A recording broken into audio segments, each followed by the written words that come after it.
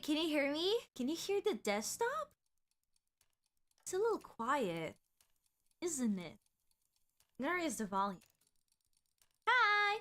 Sorry, I forgot to press go live on YouTube. I always do that. Cause I have to like go in the YouTube like stream manager thingy too, and then press go live there as well, not just on OBS. I'm pretty sure I could probably make it so it just automatically goes live on YouTube as well, but I have not looked into that. Hi! Hello, hello! Hell yeah! I am here. It is I. Hello, Ari! Hello, Meto! Hello, everyone! Hi, hi! Alright, give me a second. Let me just double check if everything seems fine, but everything looks good. As you can see, we are playing Pathologic 3 today. Again! Ha ha ha ha ha! Again! Because I played Quarantine on stream as well, but I wanna play this demo so bad. So I'm dedicating this entire stream to it. Because I have to. Because I love Pathologic 3, so I have to. And then, like this weekend, I wanted to play like a bunch of other demos from other games that are featured in this, like the Steam Fest. But I think the stream, I want to specifically play Pathologic today. I just simply have to. Sorry guys, sorry world. It's my destiny. It's my destiny. Anytime IPL drops something new, I have to be there. So that's what we're gonna do. Okay, okay, everything looks good. Let me get into the game then. I don't know how long this demo is going to be, but I recall that Quarantine actually had quite like a bit of content. Like I remember I actually spent some time on that. So I'm really wondering how long this one is going to be. Oh, hi Chaster! Thank you so much for the raid! Hello raiders! Welcome in Chaster's chat. Hello! Hi! Also, hell yeah, Ori, I'm so happy for you. Yeah, right on time. I just started. Hey guys, welcome in. Hello, hello. Hi, hi, hi. Okay, let's see. Oh. How loud is that? Because it's quite loud for me, but on OBS it doesn't look that loud. What's the volume like, guys? What's the volume like? Release date January 9th, people! Wishlisted! Wishlisted now! Here's why you have to get into Pathologic. Number 1, it's gonna make me very happy. Number 2, we need to give IPL all the money we have. You're hungry? I just made dinner myself. I just ate. I actually made it this time. And it was delicious. And you should make yourself some food. It's good? Is it too quiet? I genuinely cannot tell if it's too quiet or too loud. Honest to God, I cannot tell. Maybe I'll just leave it like this and you guys let me know. On OBS it looks a little quiet, but I don't know. Alright, play. Ooh, we have profiles this time! Wait, let's go. I'm Daniil Dankovsky, Bachelor of Medicine. Yeah, he has a new voice actor. My research into the limits of human life has brought me renown. Dude, the entire cutscene is crazy. I've devoted all my energy and remarkable intellect to combating the greatest fear that binds humanity. The inevitability of imminent death. Seeking proof of my theories, I traveled to a small, steep town to examine a person of phenomenal longevity, Simon Kane. Simon Kane. But I walked into a trap. Yes! The moment I arrived there, an unknown disease struck the town. Yes! It devoured the town like a wildfire. Its contagion and lethality surpassed anything humanity had ever faced. And I became the only doctor standing in the way of this unprecedented pestilence. Ooh. Wait, that's crazy. Okay, I assume in the final game it's probably going to be a little more like 2, where you like start the game, do things, and then you get like a cutscene and stuff. But like that entire cutscene at the beginning with like bachelor's thoughts is crazy. Jaden, my map. Oh hell yeah. My thoughts, conclusions, deliberations. To see the events of a specific day, press this number on the circle. Does anyone remember how like quarantine just had the whole thing like spoiled? Oh, I think I said I'm happy for the person who did not have school today. I meant to read I was talking about dinner. Alright, let's see. So we're just like ooh. Which could be the first day depending on the perspective. Wait, I wanna read all of these. Day 1 in which the calamity can still be prevented. Day 2 in which the bachelor disturbs the earth twice. Day 3 in which the bell tolls, yes. Day 4 which ends abruptly at 3 p.m. Day 5 in which the bachelor will grab the only remaining thread that may lead to Simon Kine. Day 6 which is not the end yet. Day 7 in which the bachelor would remember his close ones. Day 8 which the bachelor falsely considers good. Day 9 in which the bachelor typo found in the chat. Typo in the chat. In which the bachelor performs his occupational duties. Day 10 in which the hospital is closed down. Day 11 in which something thanatological in which some thanatological tests are being practically proven. And then day 12, yes. Do I have anything? Ooh, I have a watch. Nika gave me to give the oh my god, I cannot read.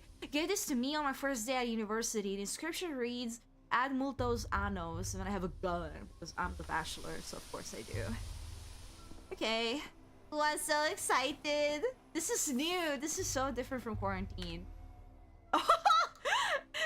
I say, a living, breathing person stepping off our train. Do you normally only get dead people? Why are you staring at me like a cow? My luggage is being stolen? Wait, what? Where? As far as my career is concerned, I suppose I'm more on the far side of the grave and near. Wait, why are you staring at me? Yeah, I'm gonna do this one. Right, do you city folk always take 20 trunks of shirts with you? Or did you manage to cut down to 10, sir? Dude, he's so mean to me. What the hell? What the hell, Yante? What the helly belly? You dimwit. Let me see. Let me see. Why is he staring into my soul? Because we're talking to him. No, I'm gonna say this one. Shirts, you dimwit. My equipment's in there. Do you even know what a microscope is? Let alone the one-of-a-kind anti-dispersion device prototype? Well, why didn't it make the kids disperse? It's anti-dispersion. I mean, it's not for that. Any more than a microscope is for hammering nails. It's a unique anti-masking device. I'm not gonna say this one. Hey, hammering nails is usually best done with a hammer. Says so in the name. Are you going to help me catch the thieves or not, genius? It's just kids being kids. No need to be mean to them. I must get my luggage back. Losing my instruments is like losing my arms. Worse than losing my arms. I'm telling you, hands off the kids. You're new here, fresh off the train. You're new in town, so watch yourself and heed our customs. No constable or patrolman will chase after children for you. No street sweeper neither. Dude, do we just let kids like steal things? Like, okay, I already know the lore of like everything because I have played the previous games, but still. Are you serious right now? Why not? Because the kids have their own thing going. I mean, yes, but that doesn't mean they get to steal my shit. Their own empire, you see. I'm not going to mess with it. And if you find someone to do it for you, it's your funeral. Or rather theirs. Although they wouldn't get a funeral, the tower would simply break them. What tower? Ward said before Daniel Dankovsky meets the love of his life. Let me see. What? No, I'm just gonna be like, what tower? The polyhedron. Well, that surely clears it up. You know what? If you need your shirts so badly, why don't you just go looking for the tots that ran away with them? Just ask them nicely. These kids are like magpies. They'll trade your precious linens from the capital back in exchange for bits of colored glass, or even just a story. But whatever you do, don't hurt them. Let me see. No, not shirts, instruments, but I get the idea. Say, is the capital a real place? In a sense, of course, the capital is a myth, and that myth is the real capital, but the city does exist physically. The Kynes came from the capital and made our town, but no other real people have come from there ever since. So I was thinking, perhaps Simon Kynes simply made up the capital along with everything else. Is this another typo, or is this like a posh way that a bachelor is speaking in? Because I genuinely cannot tell. Oh my god. In a small town like yours, a single individual's authority can grow to be all-encompassing. I assure you, though, Kine did not make up the capital. Sometimes I need to take a step back from the moment and think logically through something. It helps me put the pieces. It helps me piece the picture together. Hold on, the wording was kind of throwing me off. I like this a lot. This was not in quarantine. This is such a bachelor thing to do. It's like a typo to me. It might be. It might be. Dude, minor spelling errors have nothing on whether the game is good or not. I can excuse this because IPL is not like a English first language studio. I can excuse that, okay? I have ESL Brotherhood with IPL. I would never judge them for that. It's English translated. The original language is Russian. I am an ESL Brotherhoods with IPL, and I would never judge them for this. I feel like their translation for 2 was quite good though. I think this is just because this is a demo after all. It probably had like less quality control for some of these things that ultimately do not like affect the gameplay loop. You know what I mean? Like the gameplay is the more important part. And like as long as you understand the story, then I don't really care, you know?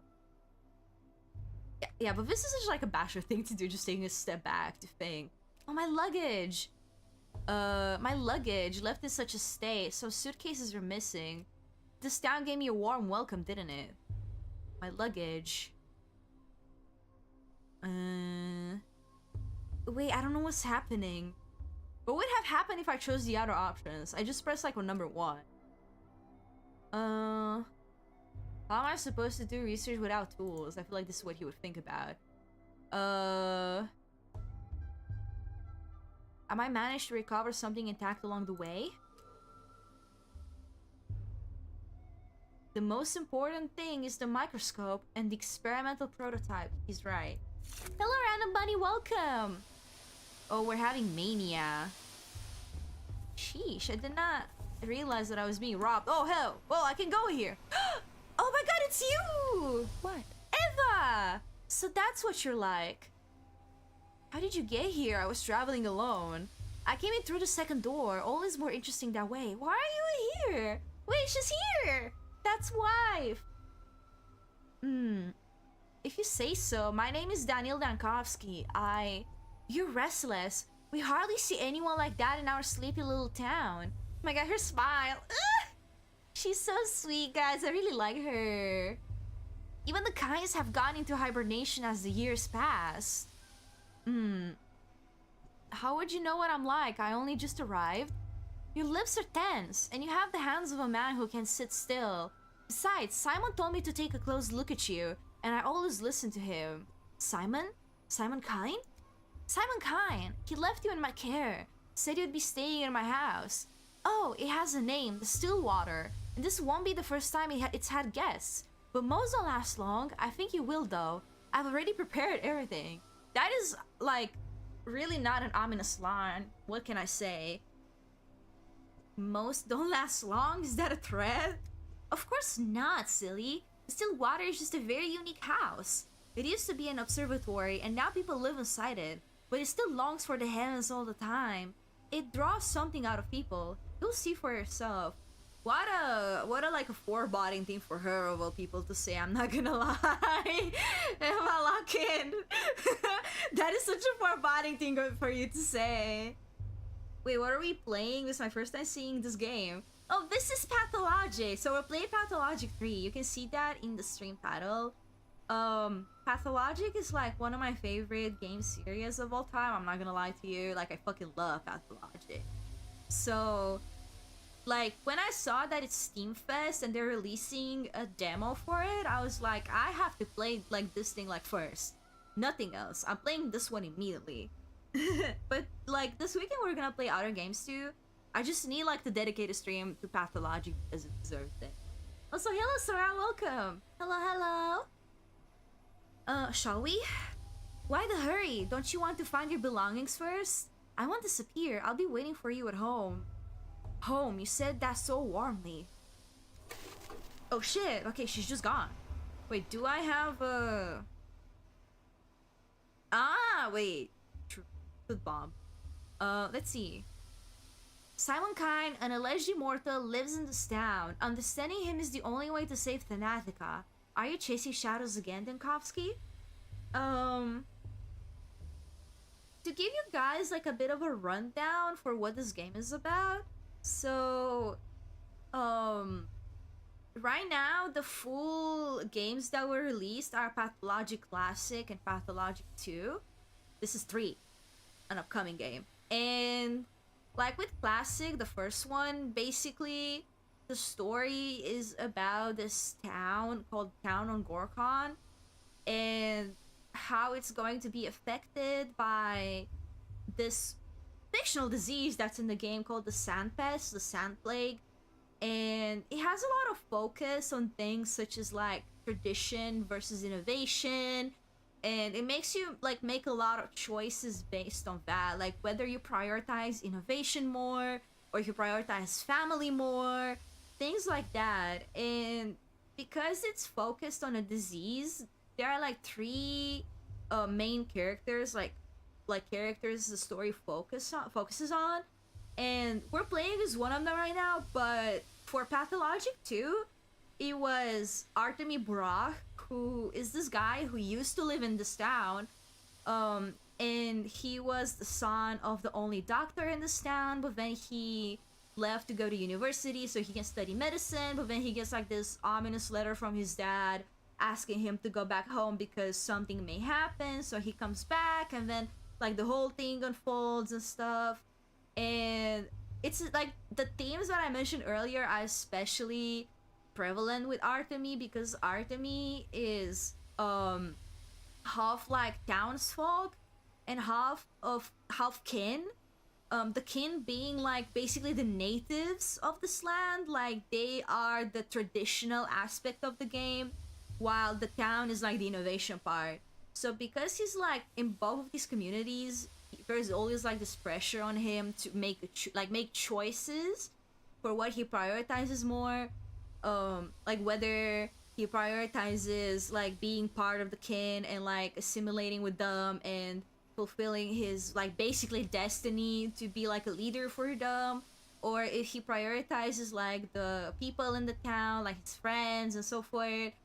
And then with Bachelor, who's the guy we're playing right now,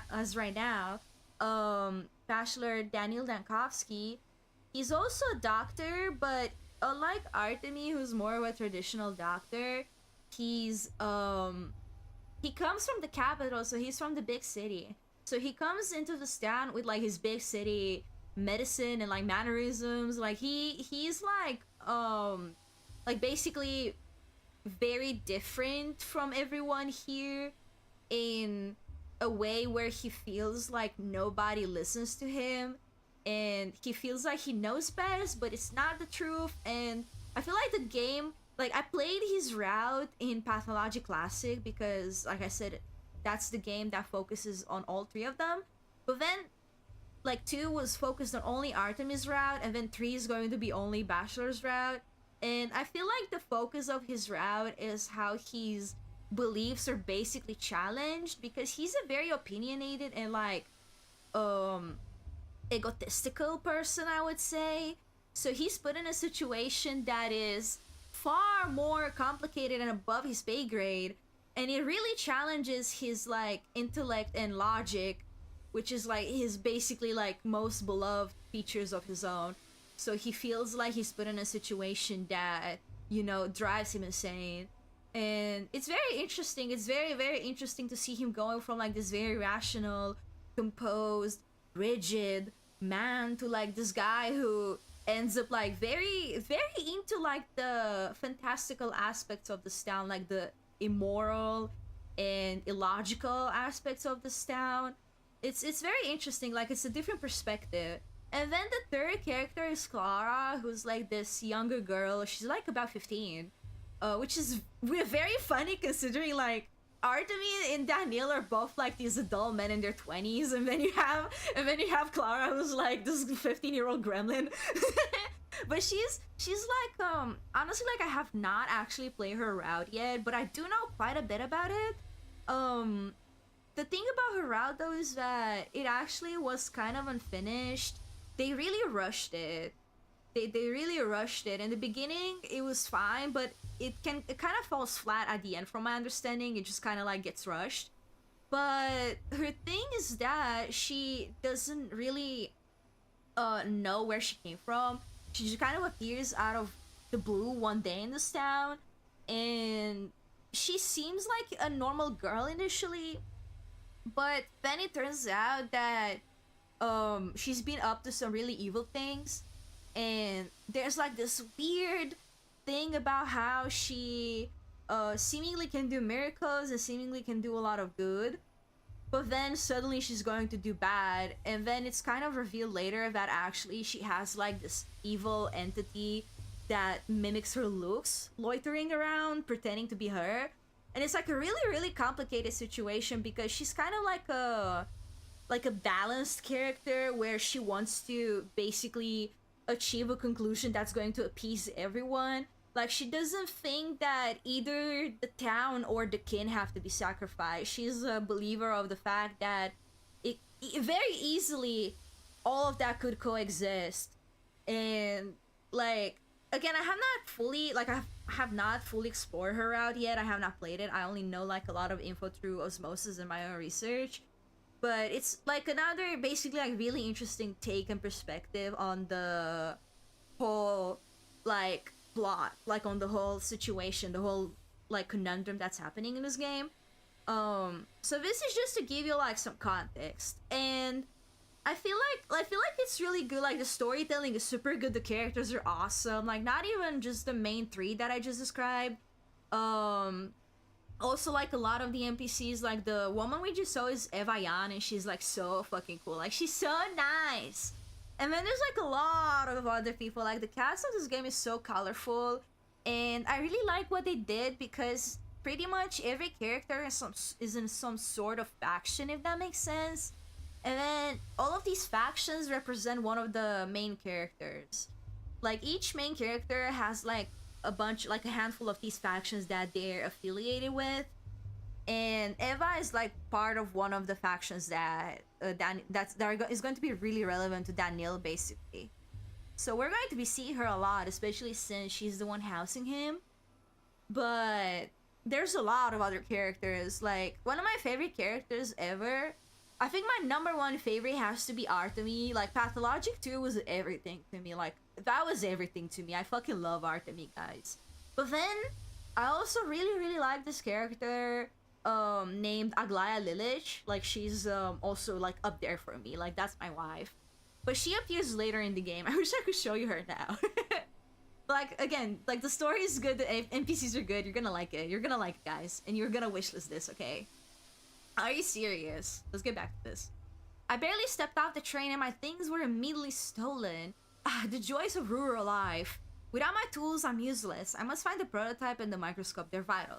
So think about Daniel, like I said, he's very like stuck up, like with his nose up. And you can kind of tell like just from this little excerpt here, because immediately he's like, the joys of rural life. Like, you know, he's the big shot doctor coming from the capital, and he's immediately very judgmental of like the more humble, let's say, town that he's in. But he's going to be like his beliefs are going to be challenged like very soon, very quick. Don't worry about that. Utopia, such a serene place. If immortality still exists in our country, it would be here. He's also a bit of a volatile guy. I noticed, like, he has like he can be a bit of a hypocrite, however you say that word sometimes. Like, he's gonna say something but then do something else.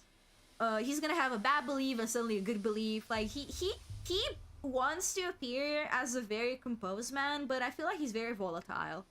It's why like it's important for him to get his belief challenged in this game and in his route. Ooh, okay, that's where I have to go. Oh shit, wait. Local street children with strange deference. I'll have to catch the thieves myself. New shoes, may I introduce to you? Station mud. Hell yeah. Let me sip coffee butter. I feel like I'm getting a little thirsty.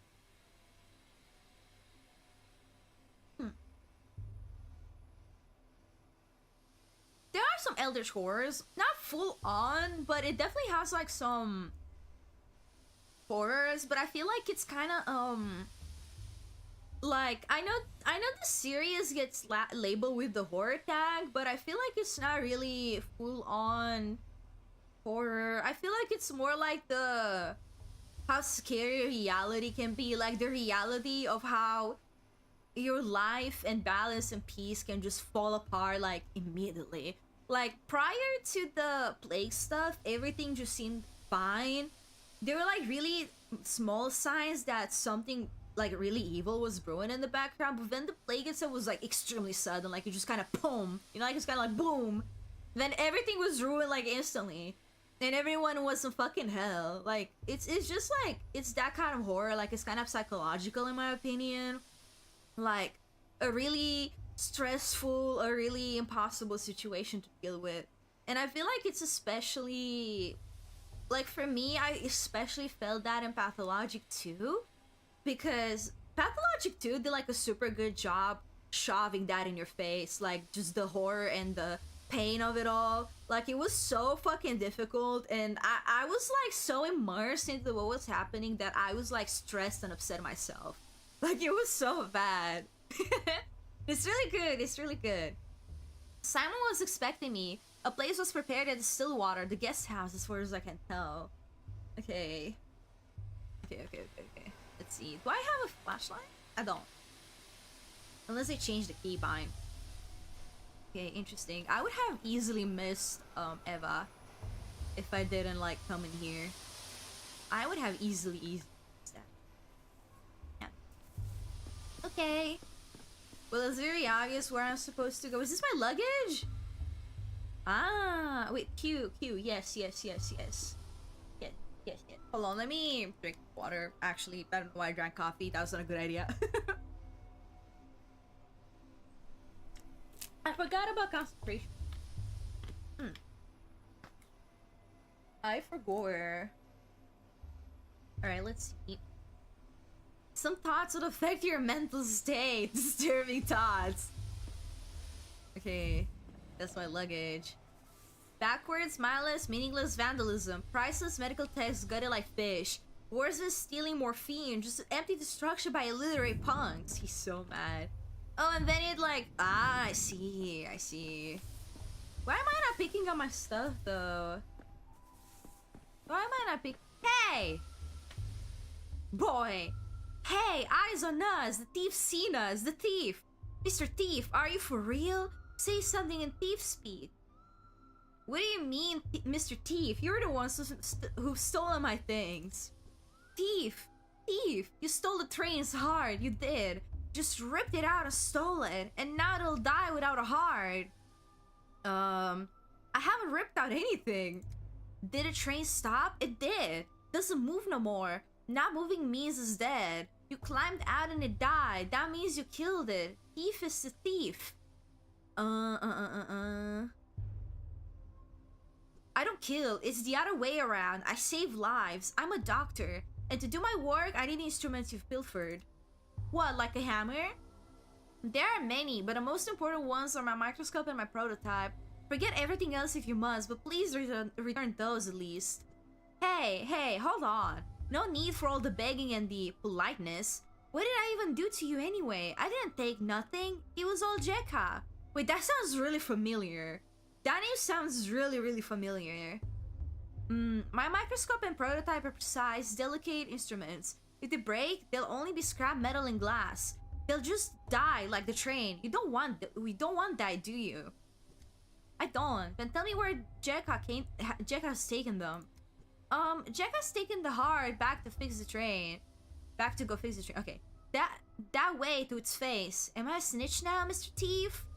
No, a snitch is someone who runs off to inform without being asked to do so. You're an honest witness. Okay, this is a nice little kid. I forgive you. Alright, oh, I was like, wait, am I stuck? Okay. Can I run? Oh, I can. Oh, he's so fast. What the hell? Wait, is that what's that? Can I zoom? Who's that? There's no way that's her, right? Because she's not supposed to be here yet. Wait. Oh my god, it actually might be her. What the fuck? Is that her? Wait, guys, am I tweaking? I think that's the character. There's no way. Am I crazy? Wait, am I tweaking? I think I'm... No. Let me in! What the hell? Why is she here? She's not supposed to be here. Maybe that's an Easter egg. I feel like it's gonna be like an Easter egg. Dude, there's no way it's anyone else. I feel like the person next to her is also like someone from that circle, but I'm not sure. Oh my god. Okay, hold on. I have to lock in. Wait, what is this? Can I go in? Oh shit, this is the cabin that Artemi came from. So like in the beginning of Pathologic 2, Artemi's also coming like in a train, but he's like in this decrepit cabin. Meanwhile, like Dankovsky gets this one with like the seats. Interesting. Okay. This is more of my stolen stuff. Bromide split open, lithium split open, my head splitting open from the local air. Damn it all to hell. Magnesium split open. Jesus.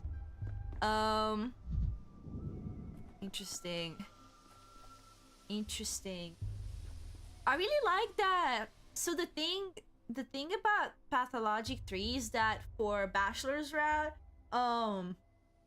they're focusing on like the gameplay is centered on like the bachelor's emotional state, and I feel like that's really interesting because like I said earlier, he tries to be like a composed, rational person, but he's actually very volatile and emotional. So I feel like it's a really interesting way to basically emphasize that thing about him. Oh, what the hell is that up there? Okay, more luggage. More luggage. What is this? I think I'm gonna get more upset. The suitcase on the bottom isn't mine. If they wanted a joyride on the car, they could have at least left the suitcases. Oh, what the? Can I don't think... Can I do that? I'm not sure if I should do that because there's a guy up there. But the thing is that in this game, when you're stealing, it gives you like a red pop-up like, hey, they're gonna see you. So I guess I'll just do it. Might as well. Gonna loot. Okay, nobody saw. They don't care. I am getting pretty upset though. Hold on, how do I check my inventory again? Can I not? See more of my stuff over there. How do I check my... What is that? E? I. There is a thing. I need this because he's gonna call me a little bit. I need to use it. Freeze frame. Yep. Can I use a little more? So there we be it. go. The fact that they made it canon that the Bachelor takes drugs to like call himself is so funny. Oh yeah, that's a step sigil, like a kin sigil. I would always recognize those. This seems like an interesting game because it is an interesting game. It is interesting. Ooh. The most fragile ones didn't break. Ooh, why am I not picking my stuff up? I should be picking my stuff up. Oh wait, I think that thing in the middle is like how long is it gonna take until I get upset. But it didn't touch the chemicals. Thankfully, my analysis kit is safe. Go accidentally drunk the vitriol. Okay. Seems to be fine. Wait. Did I loot that?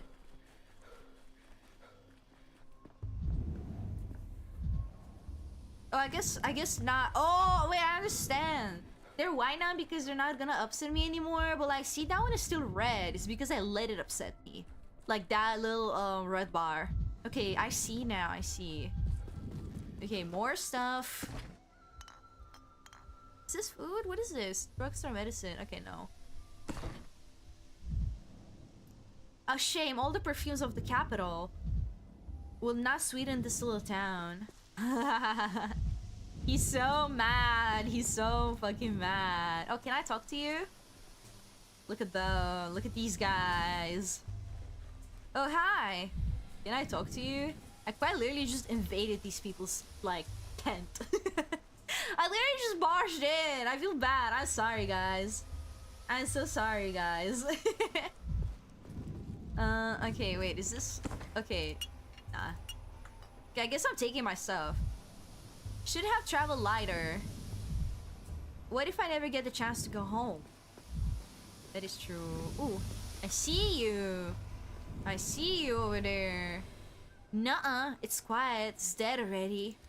A dead heart keeps beating for 40 days. That's what my mom says. It couldn't have been dead that long. Do it, tack it on. It won't fit in there. It just won't. Told ya we should stick it in the belly, not a mouth. Life's in the belly. Everybody knows that. Nope, a locomotive's life sits in the front with the driver. That's where the fire is. So the heart should be too. That's what Boulder told me. What do you have there? Oh, my prototype. Looks like it's still intact. Ah, be gone, vile snake. You killed the other trains, didn't you? It's cause of you they don't come to us no more. We were wondering and we don't know why they keep dying. We got a whole graveyard.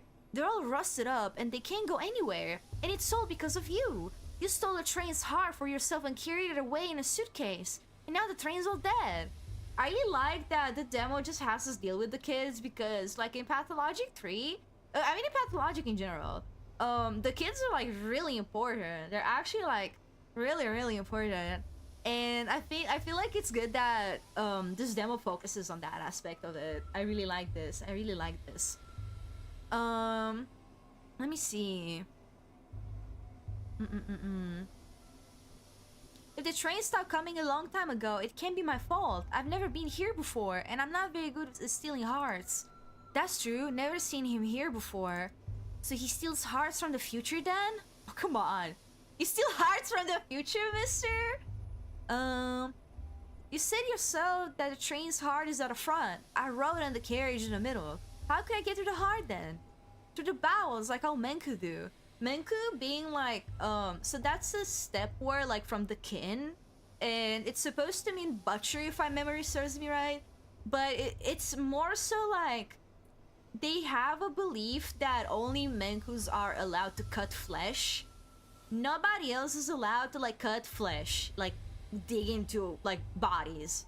Only the butchers are allowed to. So therefore, they're also doctors. Like, they're the only ones who can do things like surgery, for example. You don't get to the heart through the bowels, my young friend. You'll have quite a different body part first. Without it, the train stopped wailing, stopped moving too. That means it's dead, so this is its heart. Obvious, right? Let me see. Well, that's a bit simplistic. Response to stimuli is just one character. No, I think I'll do this. I don't know how to make you all understand that my prototype has nothing to do with a train. Look, they're made of different metals. Well, you know, a man doesn't look very shiny on the outside either. And inside he's all red. No, he's right. The body has different layers, but all the meat is made of meat. That's what Grandpa Burak said. Grandpa Burak being like Artemis' dad, I mentioned this before. And what this guy is talking about, what this kid is talking about, this is like a step kid if it was not obvious. He's mentioning layers, and it's because that's how they see the body in the step, like step people, that's how they see it. It has like different layers. And basically what this kid is saying is that the layers between the prototype and the train mismatch, so therefore they're not connected. Like, he's using like his beliefs to like understand what Daniel is saying to him, basically. Look, my prototype is not that trains hard and it certainly won't repair it, but it is an interesting thing in itself, so let's make a deal. You'll give it back and I'll let you know how it works. I don't know. There will be corpses in the tail, a whole pile of them. These corpses where they stabbed or strangled. The kin was never cut, they only strangled. So if they were stabbed, kin didn't do it. Look here, let me take the prototype. I won't run away, I promise. To wind it up, you'd need to turn this handle clockwise. And now we're gonna learn how to use it, I suppose. Oh, okay, never mind. Flashbacks! 2 weeks ago. So this is where Daniel used to work before he, left. Oh my god, that's something. Hi. Let me look around a bit. Oh, that's not creepy at all. Oh, what the... Load the prototype. Loot. I guess I'm assuming I'm gonna need these. Pills. Hello, Life Runner! I'm doing well. I'm well fed and I'm chilling. I'm just very excited to be playing Pathologic again, I'm not gonna lie. Oh shit, look at that. That's scary. Okay, let's talk to my friend here, Platon. We're running terribly low on mice. And the mice themselves are a little feeble. True. Lacking Toothbomb. in enthusiasm. Oh, they fed you? I fed myself. I made food. To prime it, hold this crank and turn it clockwise. Chief? Hello? Oh, for crying out loud, your mind's flown away again. Swimming in a gas leak. Prime the what now? This morgue is swimming in a gas leak from lab 102. I heard the alarm. That's right, I pulled the alarm because of the chlorine from lab 102. Anyway, the crank is stiff, so you'll have to turn it with some force. Platon, are you crazy? There's a gas leak. What did you come in here for? We have to seal the morgue and evacuate quickly. No, Daniel. What we have to do is load the prototype you're fiddling with and use it to get into the morgue. A woman rose from the dead in there, and it will be, I think you'll agree, extremely frustrating if she dies again, so we must get her out. Oh my god. He's saying this because what Daniel's lab works with, his lab being named Thanatica, they work with like immortality, like basically they're trying to defeat death, so the rumor that a woman rose from the dead is something that they would be interested. This guy Platon is like one of the people working at Thanatica for reference, so of course like he and Daniel would be here at the scene to witness that, you know what I mean? I am the Eeper. Let's see, Risen from the dead? I was collecting tissue samples to determine the onset of rigor mortis when I heard a noise. I turned around and holy smokes! A woman was sitting up on the gurney, stiff as a poker. Sorry, rasping her throat. I started toward her, but then I smelled the gas and I pulled the alarm lever. Are you sure you're not having like a gas leak hallucination, perhaps? Let me see. Chlorine isn't known for bringing back the dead, but if the woman was brought here by mistake, alive, perhaps the gas could have irritated her mucous membranes enough to wake her up. Chief, you're braining another one of your chains of hypotheticals. We need practical observations. Pull out the patient then. Write a monograph, not the other way around. This guy has Hello Dear Madame look. What do you mean? Like he's gonna wear a fedora? Is that what you mean? Be nice to him. Be nice to Platon immediately. He's so nice. I really like him. Be nice to him immediately, bruh. Also, how is the game volume? Is it too quiet? I don't know. The toe sniffer? Hey, you can say that. Be nice to him immediately. You're right. Tell me what I should do with this device. This prototype, I think you called it? I already told you, but fine, let's go over it again. You're holding an experimental prototype meant to dissipate tuberculosis miasma. Remember the consumption task force? Hoffman, Gorski, Anna Stein? Those words related to Nana's great god of dead. Yeah, exactly. It is coming from that. It's also the Latin word if I'm not mistaken. At least the gas hasn't done you any lasting damage. A million little details as always. That's reassuring. I feel even better if we could leave the smorgue. This magnificent gizmo disperses an aerosol of disinfectant. First, you load the prototype. There's bottles of solution in the beach cabinet. Best set it on the table while you load it. You can do it while you're holding it. I wonder if this will work against chlorine. Though, considering it was designed for mustard gas. Next, you wind the prototype up. To prime it, hold this crank here and turn it clockwise. The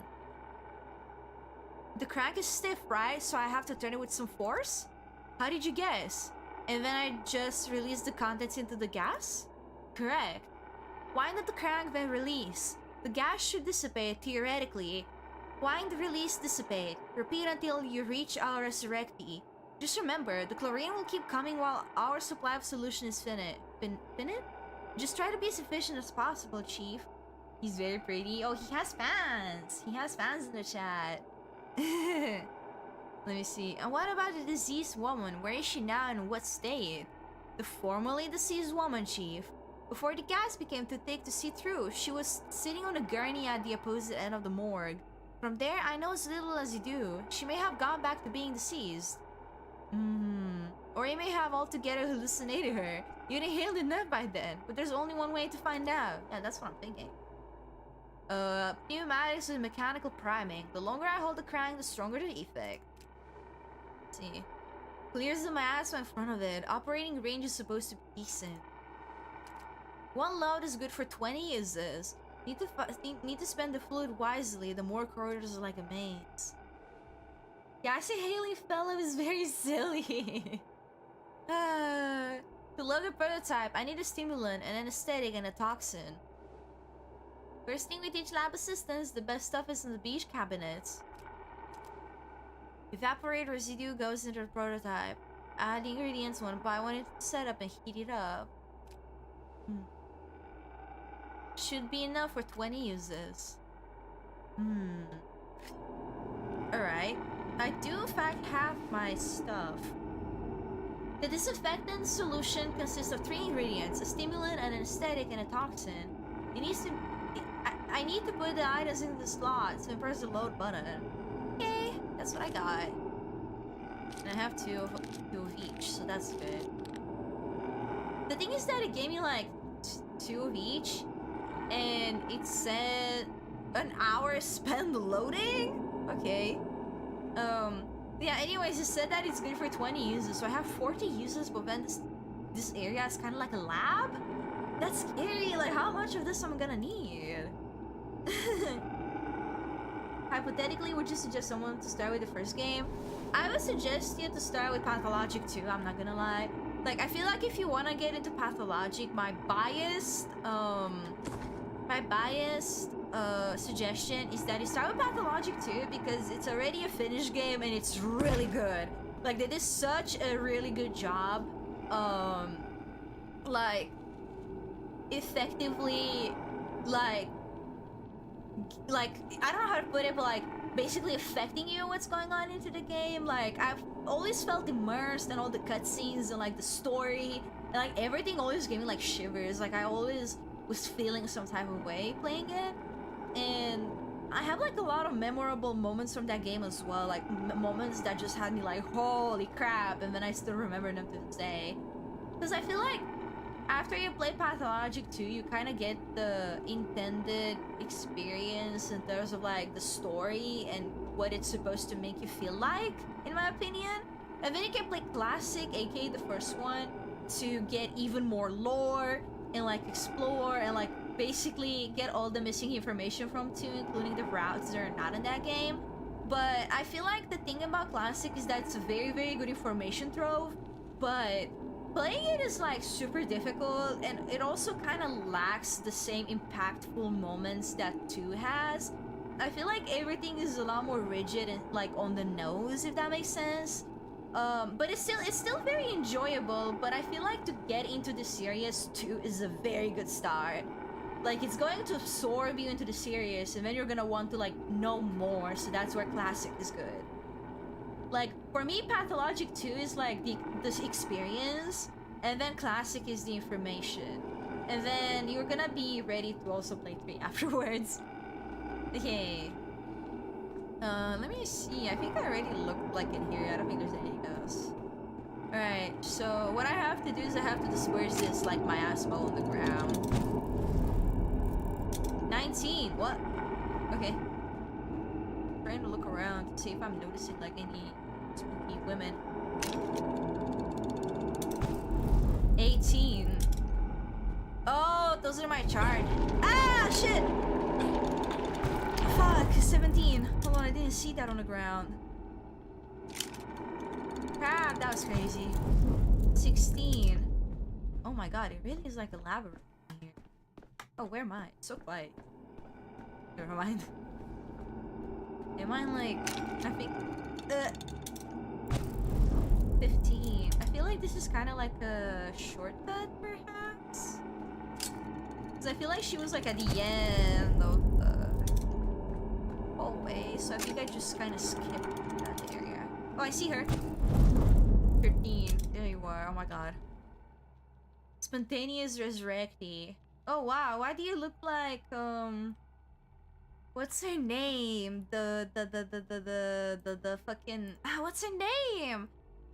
Oh my god. I don't even... The symmetry girl? It's like on the tip of my tongue. Oh my god. I can't believe I forgot this. I literally remember that she becomes like Peter's adoptive daughter for like a brief moment. Dude, what's her name? It's hold on, I'm on Peter's page to try to look for it. Grace! Okay, oh my god, I couldn't remember. She looks a lot like Grace. That's another NPC from the game. She looks a lot like Grace. Duh, are you deaf? You have deaf's eyes. You have the eyes of a man who's just walked through 40 meters of poisonous gas without protective goggles. Oh my gosh, she does have like scary eyes. Give me your hand, talking can wait. At the end of the tunnel, there's a second tunnel. Oh god. Oh, she's not having a good time. At the end of the tunnel, there's a second tunnel? What does that mean? Let me see. It means that when you die, there's neither life nor death, but something else entirely. Like a coin falling on its edge, or a Mobius strip. You shouldn't concern yourself with such things though. Can I have my prototype back? Take it. It spins all boring clockwise only. Grandpa Simon has clocks that spin every which way. Besides, the train's already dead. Couldn't save it in time. Let me see. Grandpa Simon? You mean Simon Kine? I'm here to meet him, actually. We've only got one grandpa between us. What are those special clocks he has? I'm sick of this game. Go away. We're gonna play cat in an old hat. We still have time before the sun sets. Wait, what about my microscope? I'll trade you another tail for it. We didn't take your microscope. Where is it then? If the prototype is in my right hand, the microscope is in my left. I can't collect data without it. The dogheads must have taken it. Khan and Notkin got a deal. All the war spoils get split down in the middle. They don't care about hearts. Not in any of their many faces. Why would they need another one? What does your microscope do? Is it alive? So what he's saying here is that like basically the kids have these two gangs between them, and the leader of each of them is Khan and Notkin. So Khan is with the dogheads, and then Notkin is like with the Soul and Halves, they're called. And they basically beef with each other. that's what he means by got a deal in war spoils and all that. That's what he means. A microscope is a metallic pipe fitted with mirrors. You use it to look at small objects and it makes them large and detailed. Oh, kaleidoscope. Look at that to look at the colorful town. You can do it like Capella. A cappella? I'm not much of a singer. Neither is Capella. So, as it stands, you pass my belongings along to some other gang, and I'll need to borrow to get them back, am I right? So what I think this demo is doing is that it shows some of the gameplay aspects of Pathologic, because bartering, for example, is like a huge thing in Pathologic, which is basically trading with NPCs to either get food or medicine or whatever you may need, like materials. So like the demo is trying to lead us to that, but then it also like has a lot of storytelling and dialogue. So I feel like that was the part with like the prototype. Like it was both a means to show how the prototype works, but also like to emphasize like the dialogues and stuff in this game. And I feel like that is a very smart to do it.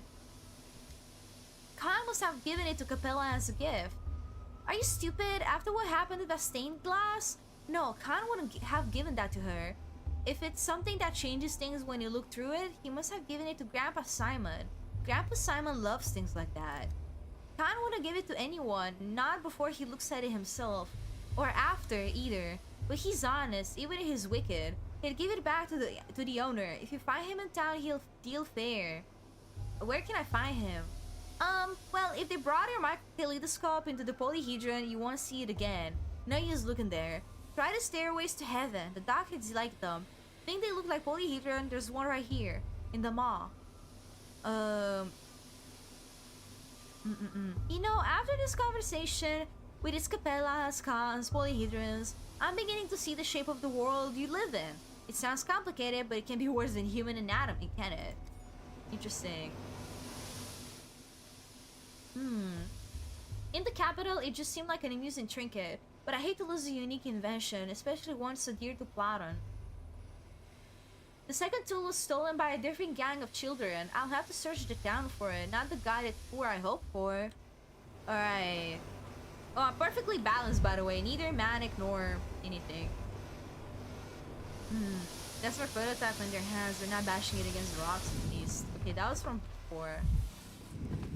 And I don't think I can pass through here. And there's nothing I can do here in general, so... Oh, hi! I can talk to you. Hello!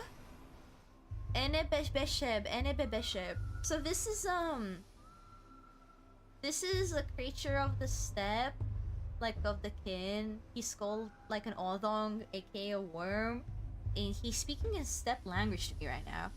Also, why is Senkai Concha saying that I sniff those when I do not? How dare you?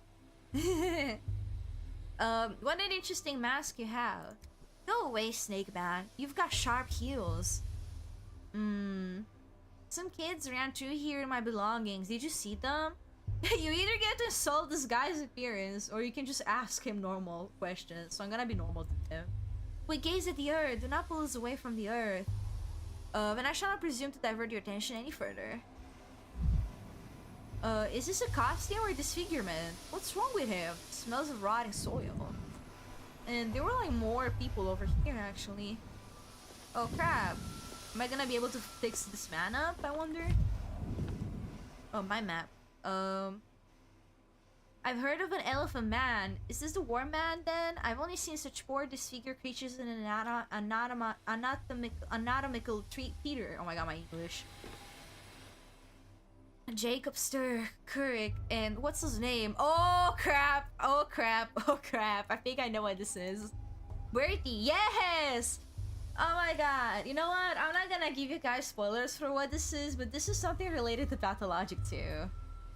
Bertie, Bertrand, such a harmless fellow he was. Never hurt a fly in his life. And the Reaper slashed him to ribbons like the rest of them anyway. The brute! We must give these unfortunate souls the proper burial they deserve. We'll find the Ripper and give him a burial befitting a beast. Huleke, Hunud, do not act rashly. Give Kirik to me. I'll pay you back in kind and herbs and blood. What do you mean give Kirik to you? You want to take the corpse? Are you crazy? Why are you looking at her? Why are you even speaking to her? Be gone, witch! Uyantai, do not speak to me, stranger. I have come begging for food to give to Suok. Begging for tears to give Mother Bodo. I speak to the blood of Udurg, of our town. You are not our blood. My eyes do not see you, stranger. My ears do not hear you. What happened here?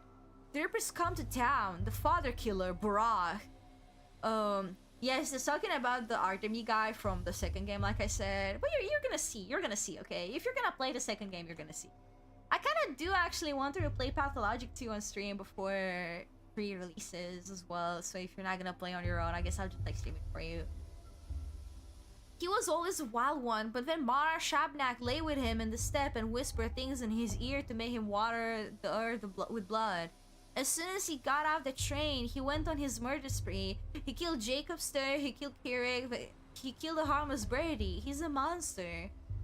Let me see.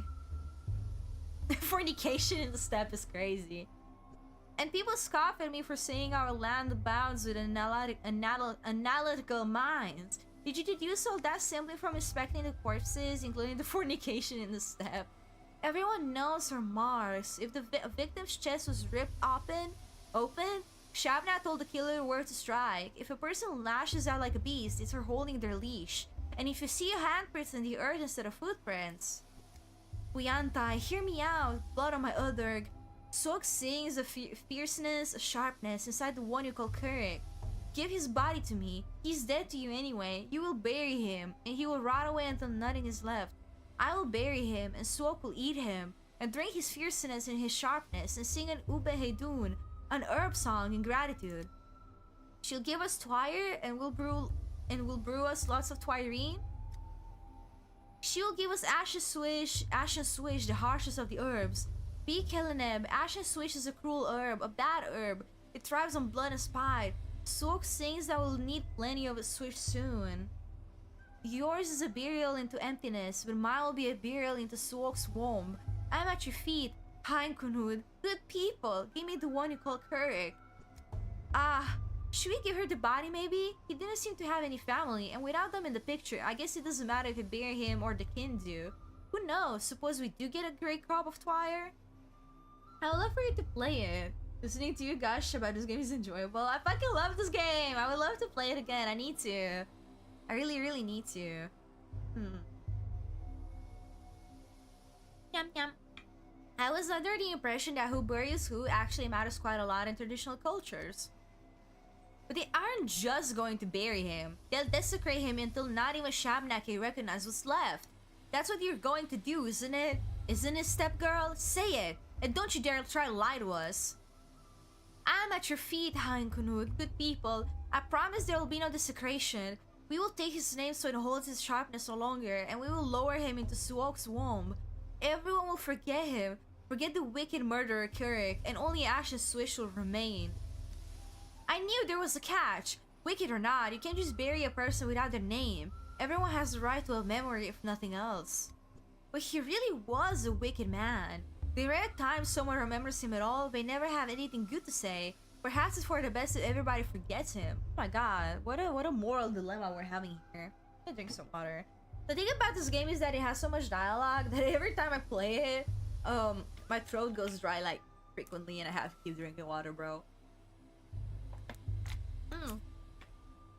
Or I'm gonna start stumbling on my words.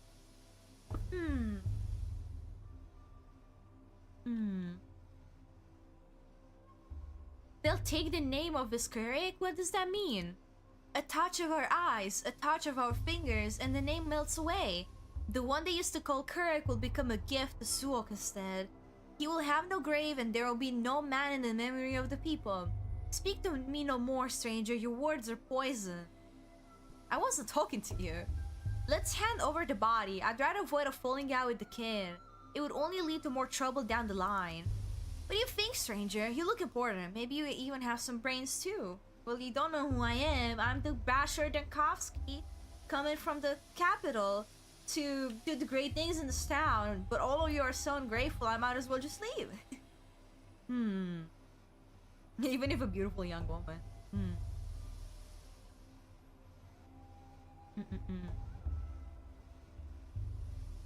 I feel like Bachelor's response and character would be the first one, but me personally, my heart calls for the second one.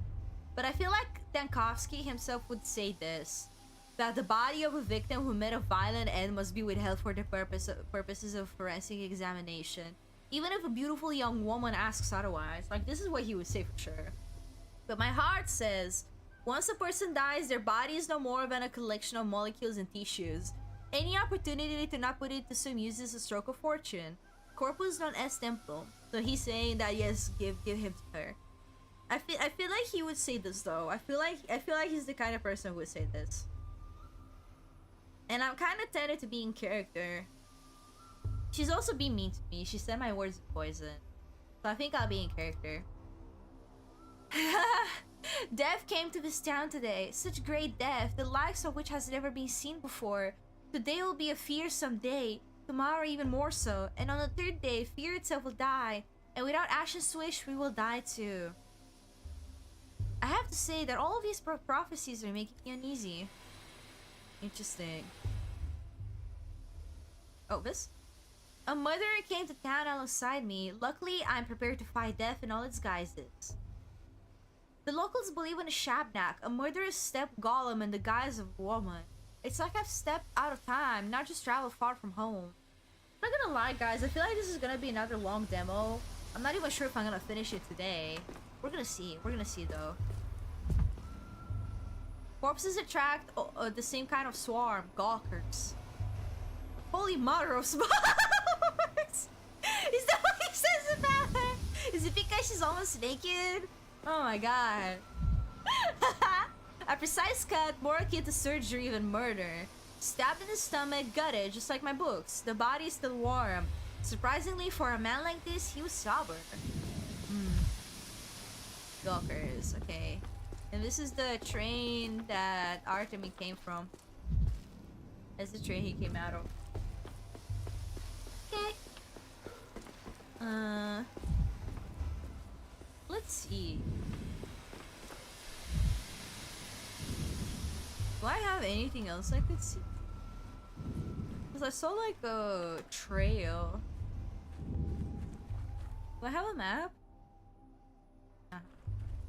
Oh, I guess it's because it's just taking me to the same.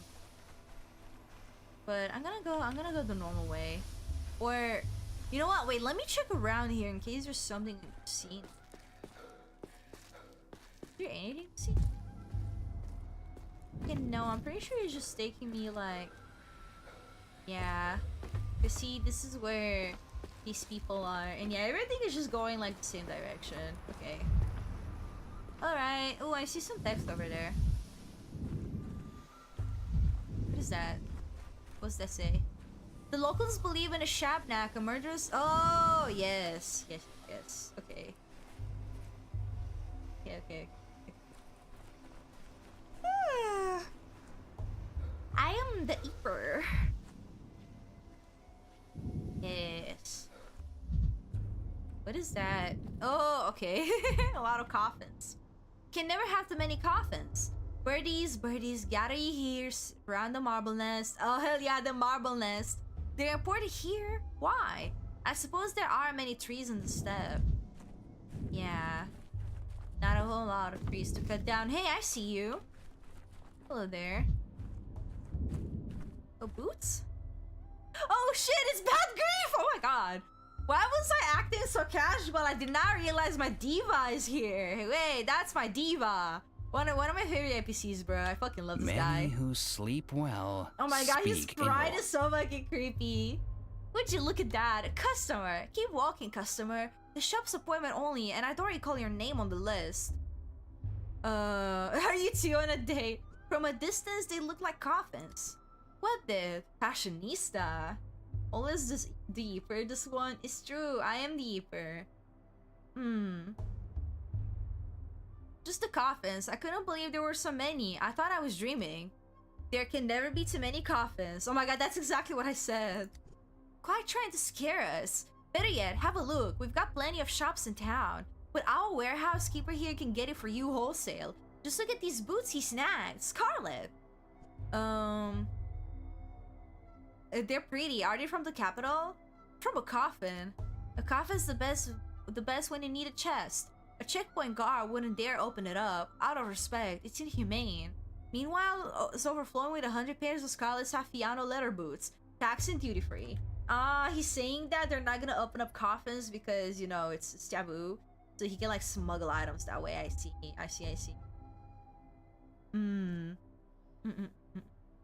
So you smuggle contraband in coffins? Good tax inspector? I can't imagine a duller job. Keep your nose out of other people's coffins then. Once someone goes in, who knows what happens? Maybe they never die. Maybe they never existed at all.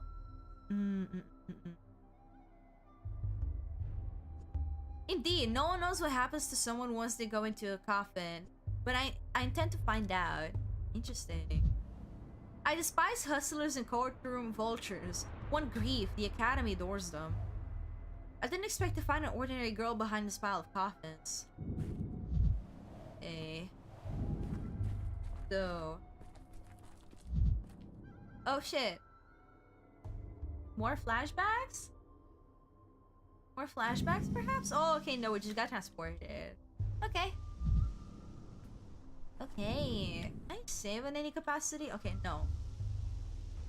The mind is affected by interactions with specific objects. They are easy to spot if you enter concentration mode. Yeah, it's talking about distraction. Oh, I did not mean to do that. Oops. Screeching. Living. I thought I could, like, loot it. I thought I was gonna loot, not gonna lie. Oopsie. Oh. Wait, but this one makes me feel better. Misophonia, dankovsky. Ah, I see. Because it's like a fun thing to do. Okay.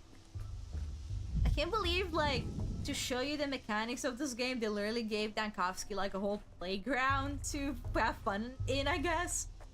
Okay, we are supposed to go this way. At least that's what my trail says. Hello, guys. Oh, you're in a smoke break? Oh, hello. Why are you scared? Oh, okay. Oh, dog heads. Well, they trapped the little mouse. Okay, wait. Step people doing their thing here. Hello. Hoo-ha! My good little ball. Blunt-mouthed broad. Please forgive us. You're silly, Erza, and you always have been. He's returning to Bostroch, not to Bodo. We are leading him into the bosom of his mother and father. Why are you asking him for forgiveness? Because Bostroch is dead, Aina. This little bull's alive. He didn't know that the most beautiful creature, the immortal Bostroch, was waiting for him. And now that he knows Bostroch is dead, Buha will find his father's silent corpse. How can we not pity him? Bostroch is kind of like, Oh, wait! Anna Klein, thank you so much for the gifted! I just saw! Thank you so much for the gifted over on Twitch! Thank you very, very much. Welcome in! Anna Klein, thank you so much! Thank you. Sorry, I was reading the dialogue and didn't see. Thank you! Thank you. Okay, wait, hold on. I messed up. Oh, there you go. I sent myself to the mod manager for some. Thank you! Yay! Let's go. Wait, one second. Okay. Bostorok is like, how would I say it? Like, in the kin culture, he's like a ball that contains the universe in him, like in himself. So they had like this imagery with the bulls, and then Mother Bodo is kind of supposed to be the earth. So they have like these beliefs like centered on things like this that are really cool in my opinion. Are really cool. Thank you, Gerana. Thank you. Yay! Who died? Bostorok, the father of all Katange people and bulls. We asked Suok to bring him back. You're the silly one, Aina. Suok didn't eat Bostorok.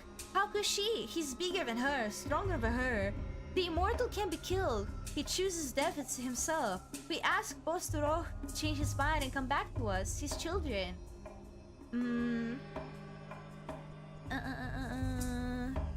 Is Bostorok some kind of mythical creature? What happened exactly? Bostorok is the father of all Katange people and bulls. Oh, how can I explain? We Earthbrides walk barefoot so that we can always hear his heart. Tonight it stopped beating. His children are afraid without their father, so we ask him to respond. But I feel like he has died. I feel like this is kind of related to some stuff that I remember seeing in Pathologic 2. Because in Pathologic 2, like, Artemy is given like this tip about Like, basically, he has to save some sort of entity that was represented by a sigil that he couldn't understand, and then it turned out that it was representing the town, basically the world, and there was like some, you know, like boss to raw connections there and stuff, and it's making me think that this is kind of like a thing where, you know, like the day when all the doctors come into town is the day that the town is already starting to suffer, and all the little signs that something is going awry soon are starting to show up and whatnot. At least that's my thinking. I almost said my twinking because my friends keep saying that, and I doubted it in my vocabulary as well. Like twinking instead of thinking. A fang or a claw was thrust into him. I feel the wound bleeding. Oh shit, wait, that's really... Okay, I'm not gonna say anything. Rust is soaked into him. I feel the rot squelching under food. Quiet, both of you. You know nothing. Bostro can die only from gloom. We will cheer him up, feed him, and show him our joy. We will bring the last Aurochs to his bosom. May he will remember us and return to us. Aurochs is like being bulls, if I'm not mistaken. You say thunking? Thunking is good. Thunking is good. Twinking, thunking. I really like these. So this bull was meant to be sacrificed? We give a little to gain a lot. Maraboto is a blind, loving mother, the warmth of the earth, but Bostro not only bore us, he watched over us. We lived under his watch. Now the town is without a beholder. Asagalakun. We're all blind worms now. Mugar, Mugar, bad. A worm is a worm, a human is a human is meant to see, to build. Look around, beholder, what do you see? Let me see. Let me see. You said the beholder is Bostroch. Who am I to contend with him? Any gaze might turn out to be Bostroch's gaze. These things can be foreseen. You haven't looked closely. Go further, see our celebration. Look at the last Aurochs. What do you see in all this? Tell Guga afterwards. Who is Guga? My question though is, who is Guga? Oh my god, why is Daniel like this? An Aurochs is a big bull, right? I look whether I want to or not. Can Daniel stop gawking at the women? Oh my god, such beautiful movements. Yeah. But I did say this, that Daniel is going to end up really absorbed into like the steppe culture. So he's very absorbed by all of this. Like he acts mean, but he's very absorbed by it. I like to study them, so this bloating is a common condition here. Truly astonishing phenomena can still be found in remote corners of our country. And then, do I say anything about the bull? You brought us medicine on your horns. The word vaccine is derived from vaca, meaning cow, and paid for it with your lives. Aww. The bulls in this game are so cute. I really like them. Like, he's such a cute little guy. Look at him. That is such a cute little guy. And then, like, gawkers and stuff. More gawkers. Wait, I see a mirror. Oh, it's because I can break it. I don't want to, though. Okay. Whoa. Excuse me? Oh, god damn it. I think I missed something. Ah. No. Am I stupid ass going around? I bet something happened over there. God damn it. It's fine. It's fine. I'll probably replay anyways, but I'm not sure if I'm gonna catch it on stream. God damn it. Such beautiful movements. Okay, more of that. The bulls. They've tied ribbons all over town and ISIS burns everywhere. Or is this just what the steppe smells like? Poor little guy. Look at what they did to him. Poor little guy.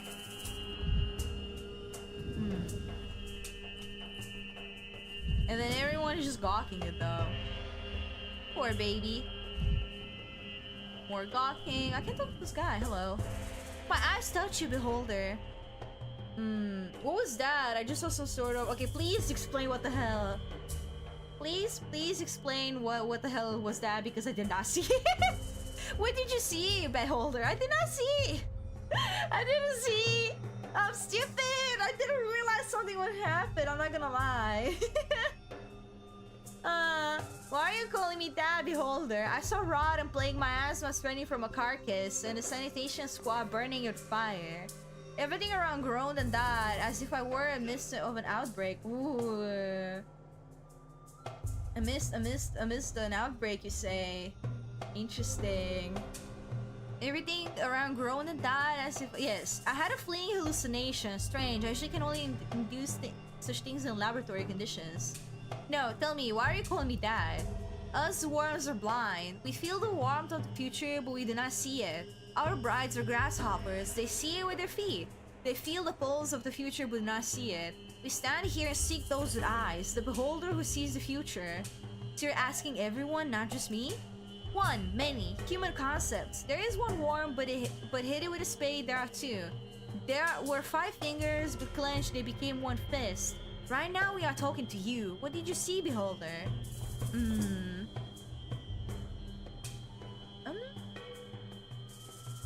I'll say this. That was tomorrow. That will be yesterday. Was the bull in the square some sort of parable? Was the bull in the square some sort of parable? Oh, hey! For a moment, it reminded me of the town itself. Yes, symbolic. Thank you for your vision, beholder. You see more widely than others. We will remember this. If you see something else unexpected, don't be afraid. It's just the eyes adjusting to our current place and time. Keep moving forward. I'll just speak in Latin. Also, he's right, because if you look at the map of this game, it is shaped like a bowl. It's kind of like a hunched over bowl, if that makes sense. Kind of like a fetal position. Okay, and then more gawkers. Good. Oh, and I see even more bulls in the distance. Look at that. Look at that little guy over there. Hee hee. Did I miss anything? I think I'm good. Okay, more study people. Oh. Crap, crap, crap, crap. Oh my god, okay. Oh my god, okay. Oh god. I see something over there, but I also wanna go... No, okay, it's not letting me, never mind. Okay, I guess that's a really interesting way to force me not to go that way. Oh my god, oh my god, oh my god, oh my god! Okay. Oh, beautiful. Wait, there was something here, wasn't there? Oh wait, can I go this way? Okay, nothing there. Let's go. Oh my god, okay, I keep getting like evil visions. Let's see. Oh, okay. Oh, that's a mirror. I don't need that though. I'm good. I don't need that. Okay. Well, it sure is nice to see an executor here. Oh, wait, never mind. It's the whole squad. It's actually the whole squad in here. Okay. We're all strong enough to support one another's misfortune. The theater leader. Ah, there you are! Finally! I thought you'd forgotten our agreement. I hope you're ready. Have you memorized your lines? What lines? I told you, sir, we cannot trust this fool. He's not fit to be our leading man. He stands and stares, forgets his lines. I know of other men who better play their parts. Wait, is this really the guy? Who looks about the same, but the outfits are wrong. Did our guy wear a coat? His costume is more suited to an antagonist. This coat is the latest fashion in the capital, I'll have you know. A guest from the capital, Perfetto. Never have I seen such arrogance all in one person.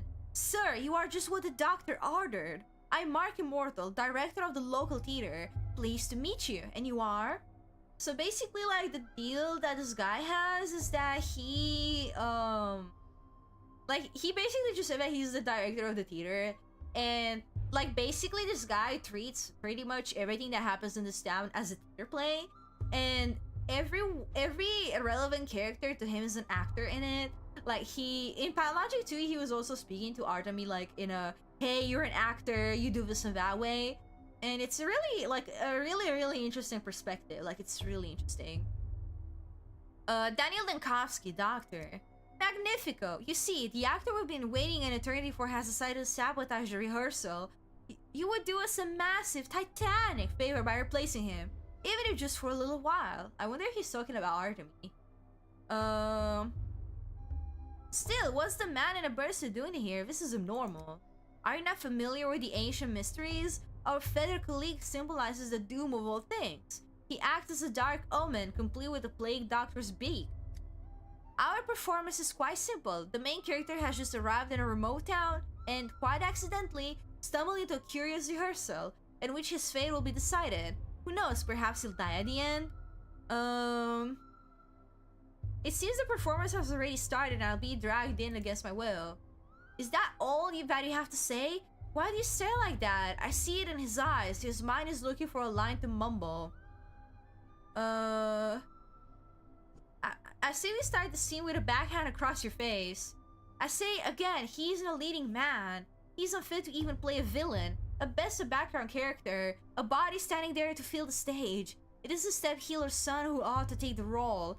Or that young girl who crawled out of her grave. They have such pathos and such verb.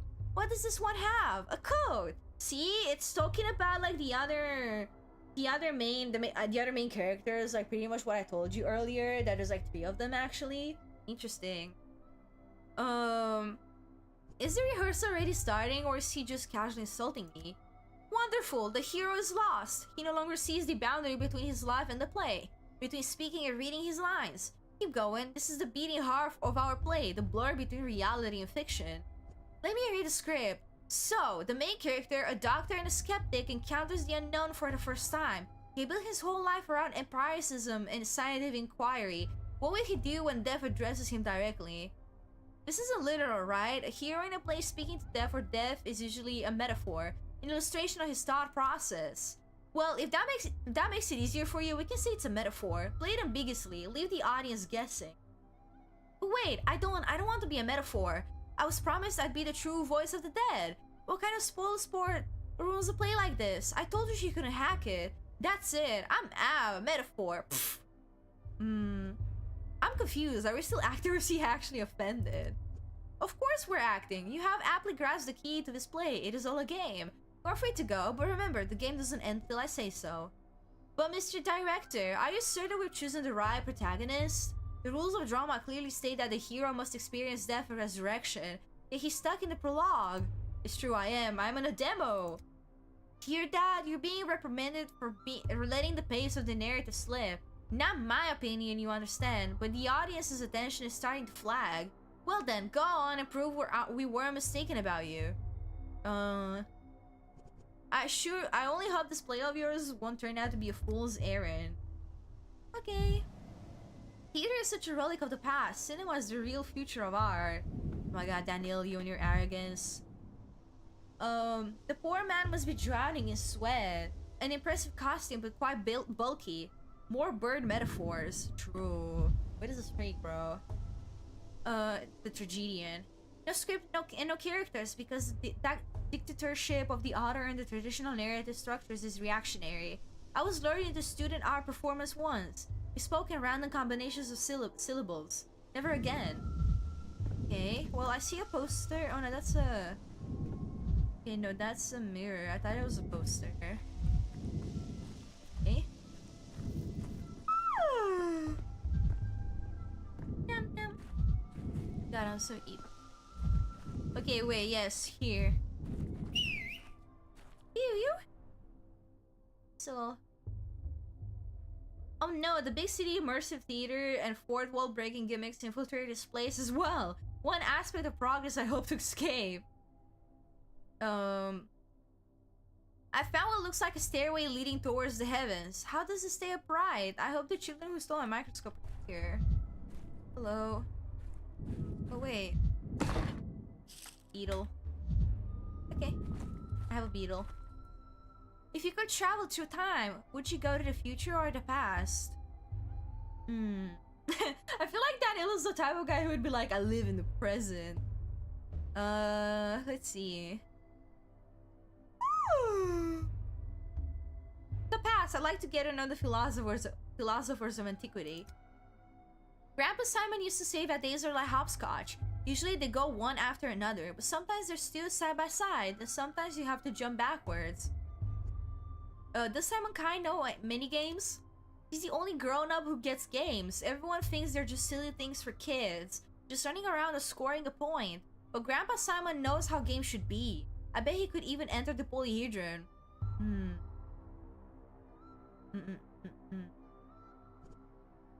Now how should games be? If you went into the polyhedron, you'd understand. Whatever that thing is, I've been told I'll never see inside it. My place is with earthly matters, apparently. Answer me, did you steal my microscope? I did, yeah, but I gave it to Phil. He's over there on the stairway. Do you mind if I go up? Sure, but if it falls, I won't be the one nursing you back to health. Medice? Curate ipsum. I'm trying. I'm trying to speak Latin. I'm trying to speak Latin. Oh, is that something I can break? Okay, yeah. Well, I don't wanna go up. Oh, hi. Oh, it's not you, huh? It's not you. Interesting. Okay, I'm not seeing, like, anything else on the map where... it's like... Oh, yeah, dog heads. There we go. Put it down slowly and take 3 steps back. I shudder to think how much sand and mud got into this delicate instrument. Well, what is it? Can you see the future? Let me look too. Gimme. Wait, your turn, Pipsqueak. Just let me take one look and then I'll give it back. Ew, there's a bunch of bugs and little hairs. It doesn't look much like a future. Why are you using your dog's eye to look? You're not an animal, you know. Yeah, but an animal might see further though. It's been mauled by a pack of wild dogs. That's crazy. Let's see. Need some help, kids? I can teach you how to use this thing. Here, let me show you. Oh, it's you! Hey, your thingamajig's busted. It doesn't show anything, just some bugs and weird little hairs. Maybe that is the future? Like in many, many years, nothing will remain of us on Earth but bugs and hair? It's very sad if you think about it. What makes you think that it shows the future? See all these different glass pieces inside? Glass like this shows the future when you look through it. Everyone knows that. Grandpa Simon loved making all sorts of things with glass. I've only seen thingamajigs like this at his place. Why did you steal from Grandpa Simon, you bastard? That's why we stole it back from you. It's called justice. You know Simon Kind? I've come here to see him. Wait, you don't know, mister? He doesn't know. Spit it out, you monster. Where did you get this thingamajig from? What did you do to Simon? It was you, wasn't it? Wasn't it? This conversation is making me realize why I never became a father. You're also not even 30 yet. I was on my way to go visit Simon and I'd already be there if it weren't for you. Please, give me back the microscope. It's a very delicate instrument. Give it back, give it back. Will you stop whining? If you want it back so bad, what'll you give us for it? Just give him back the thingamajig and let him go on his merry way. It's broken anyhow. Can't see any future at all. No. Grandpa Simon taught us. What doesn't take a fur doesn't deserve a fort. If we just give him back the thingamajig, there's no effort in that. I have a pocket watch on a chain and it definitely shows the future. Let's make a deal. Come on, let's see it. Oh, nice. How does it show the future? With this, you always know what time it is. So you know what time it will be in an hour or 2 or even 3, which means you know the future. Oh, you're clever, mister. Alright, give us your watch, but show us how your thingamajig works, will ya? We're still curious.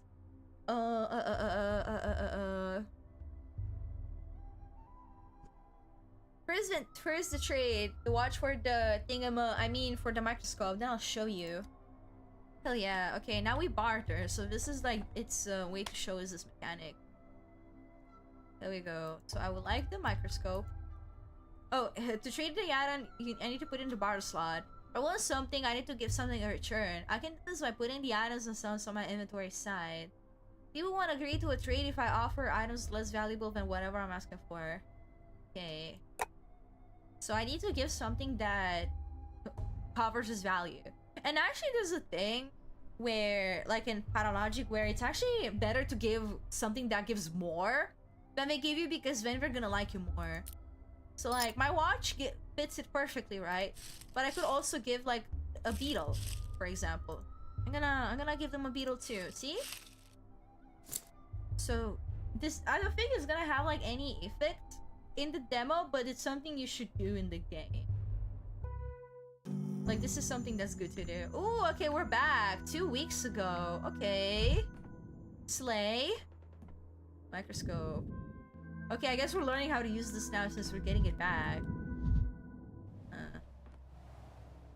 Oh, she woke up in the morgue during a chlorine leak. Could this truly be a case of spontaneous resurrection? And I saw something like over... Is it? Oh, okay. I feel like it doesn't have, like, it's not anything useful yet. Okay. Alright, let's see. It's not love of living that drives us to overcome This is death. Serafima. This is the other person working here with Daniel Tanatica. Please, hold on a little longer. Even after the inhalation therapy, the swelling won't go down immediately. Chief, finally! Where have you been? The woman you rescued from the morgue is conscious, but she might not stay that way. She's still very weak. It's amazing that she's standing at all with the amount of gas she's inhaled. Step aside with me for a moment, Chief. I checked the morgue records. A body matching her description was declared dead last night.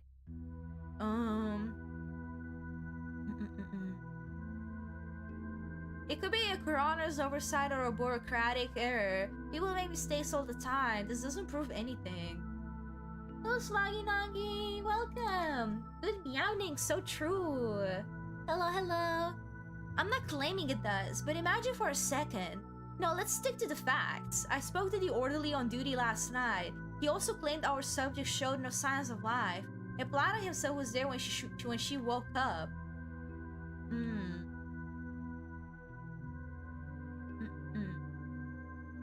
Our subject? Slow down, Serafima. We don't yet have proof that she meets the Tenatica's criteria. We can't miss this opportunity. Unfortunately, the subject is having trouble speaking. All that time and the gas has weakened her voice. I've raised her mucous membranes and performed inhalation therapy. We can conduct an extensive interview. Shame. A first-hand account could point us in the right direction, but there's always a physical examination or taking a sample. Oh, maybe besides the microscope, maybe this is also going to be something that shows us how the examination mechanic works in this game, because this game does have like a mechanic for that, and it's really interesting compared to the way it worked in Pathologic too. Also, let me drink some water.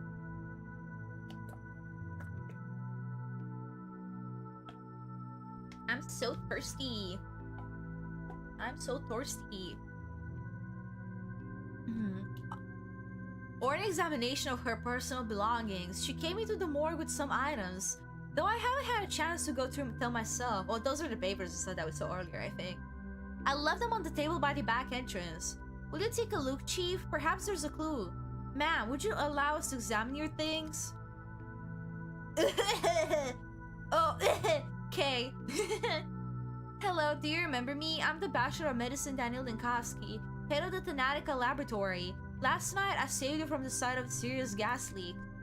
The man with death size. I'm just a researcher into the problem of human mortality. I died, tunnel after tunnel. Please remain calm. Before we can be sure of anything, I need to examine you. Okay, here we go. Yes, so it is showing us the examination stuff, see? Like, you can also rotate her. Pale and gone, looks exhausted. Should take a look at her blood sample. The skin here is seriously damaged. I suspect it's due to her contact with the gas. Likely the same for her red eyes and mucosal burns. See, you can like turn her around. Like see all the wounds and stuff. Turn her around. Okay, more damage. I don't see anything new. Bruising from repeated injections. The consequences of attempted resurrection? Ooh. Interesting. Turn them around. Okay, your palms look fine, your wrists look fine. Okay, just more skin damage that's like same as what she had on her back and stuff. Bruising redness. What is this? A rough injection? Seems like she had an allergic reaction. That's what I was looking at, like when she was at her front too, because I could see like these little pimples and stuff, and I was like, like she breaking out? But it's more obvious on the back, like she's breaking out like that. Interesting. Breathing is a bit easier, but talking is still I hope your blood test will tell us something. A disease affects various bodily systems. The microscope helps identify which organ is infected. Tissue samples are placed on glass slides. An assistant ensures that slides are sufficiently supplied. Ooh, okay. Let's see. I guess I'll take it from the heart. Yep, there you go. Blood sample. Useful tool. I can study the collected samples under the microscope. To perform the test, I need reagents. Doctor says is in charge of their supply. Okay. Reagents left. Okay, 50. I can do like 50 examinations. That's crazy. Wait, I wanted to see what this says. A preparation of capillary blood taken with a needle from the patient's finger. The study allows the evaluation of cell morphology and the identification of various types of pathogens. Okay. We're gonna do this. Examine. Microcosm. By adjusting magnification, I need to find red bacteria in the sample. Ooh. To adjust the focus, it'll allow me to see bacteria better. The lifetime of culture is limited. I must act quickly. A dead sample is useless. Oh. Oh, there you go. I see things. I see things. Need to look for red bacteria specifically. Aren't these not red?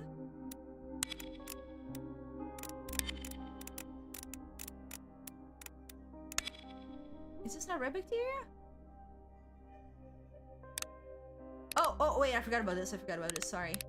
Oh, there you go. There you go. I see it. I see it. There. There we go. Is this not it? There we go. Oh my god, okay. I forgot about the other part. There we go. Organ is affected. An unidentified pathogen has been found. Let me also examine her stuff. Concentrate. Or Lazarus's personal effects from the morgue. Morphine, tourniquet, papers that look official, herbs, not a bouquet, looks medicinal. 2 rings, obviously a pair, one would be too big for her. Oh, interesting. So she was like at least like engaged to someone. Papers? I accept the risk and waive all claims. I consent for the experimental treatment at our institute. Description of the treatment is vague. Something about novel drugs. Ugh. Interesting. 2 rings. Unrequited love. Husband left and took off the wedding ring. Jilted fiance. Herbs, not a bouquet. Looks medicinal. Some medication, folk remedies. Consulted a wise woman instead of a doctor. Morphine, tourniquet. Suffered from severe pain. Yes, that's what I'm thinking.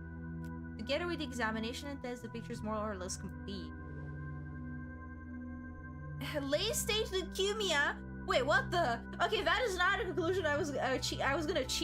I was gonna be like, well, yeah, it sounds like she suffered some sort of experimental treatment and waived all like right to complain or whatever. So the treatment did like a number on her, like allergic reactions, or, like possible death and stuff, and like all of the bruises on her arms and whatever from the injections. I did not expect leukemia. Morphine overdose, dated from palliative treatment or further pain. Colleagues thought she was beyond saving. Apparent death reaction to experimental drug. That's what I got. That's what I was thinking. Banging rings. No, I'm thinking of this. Sir, female waits, and our subject needs rest. Time to come up with a diagnosis, even if it's preliminary. That's what I was thinking of. Like, those are really shady. Like the I waive all rights or whatever. That one was shady as hell, bruh. I'll follow you through hell, but not high Wait, but water. I did not If it speak gets to to her. high Oh, I water, guess because that's I on haven't you. looked at the belongings yet. So, Chief, have you shed any light on the case? I'm loath to jump to conclusions, but could the Natica have discovered some genuine phenomena? Let me see. Let me see.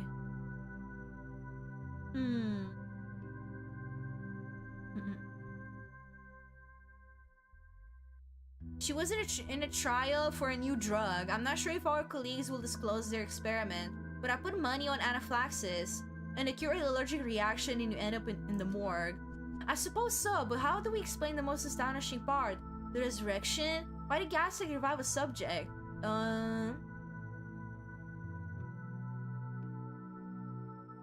Maybe. I don't know. We might need to strip the two different laboratories down to the baseboards. The one where the subject's supposed death occurred, and the one with the gas. That's what I'm thinking of, though. So you think it was a mistake? The subject ended up in the morgue due to negligence? She wasn't actually dead yet, and by coincidence, an unaccounted for factor revived her? Let our subject rest and go through the lab's correspondence. Perhaps there's something useful in the flood of letters on miraculous resurrections, bold experiments, and other testimonies of unique longevity. Yeah, I'm thinking that was on the spot on what I just said. So, does that mean she wasn't dead after all? The woman who supposedly came back to life? Alas. Then what's your microscope even for? Does it show the future? Does it raise the dead? It's just a toy, really. A breakthrough can happen in one single movement. It takes a sustained effort. Every step feels small at first, but we'll learn to resurrect the dead one day. Alright, if we can't see the future in that glass, then we're off. We've got more important things to do after all. As do I. I'll leave my things at my temporary lodgings, then I head to the Crucible to see Simon. Okay, hell yeah. Oh, what? Oh, what? What? Oh, they're gone. What the? Huh? Hello?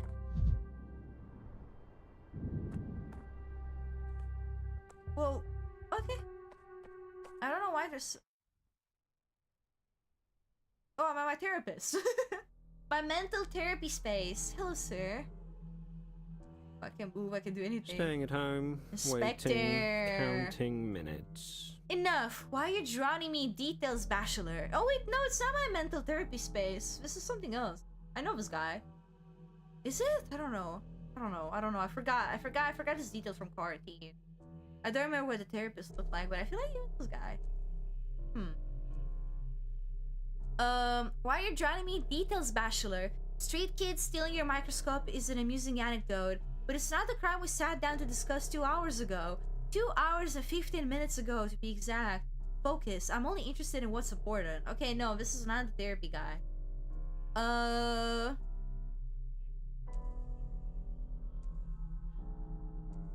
I just wanted to recount everything in order from beginning to the end.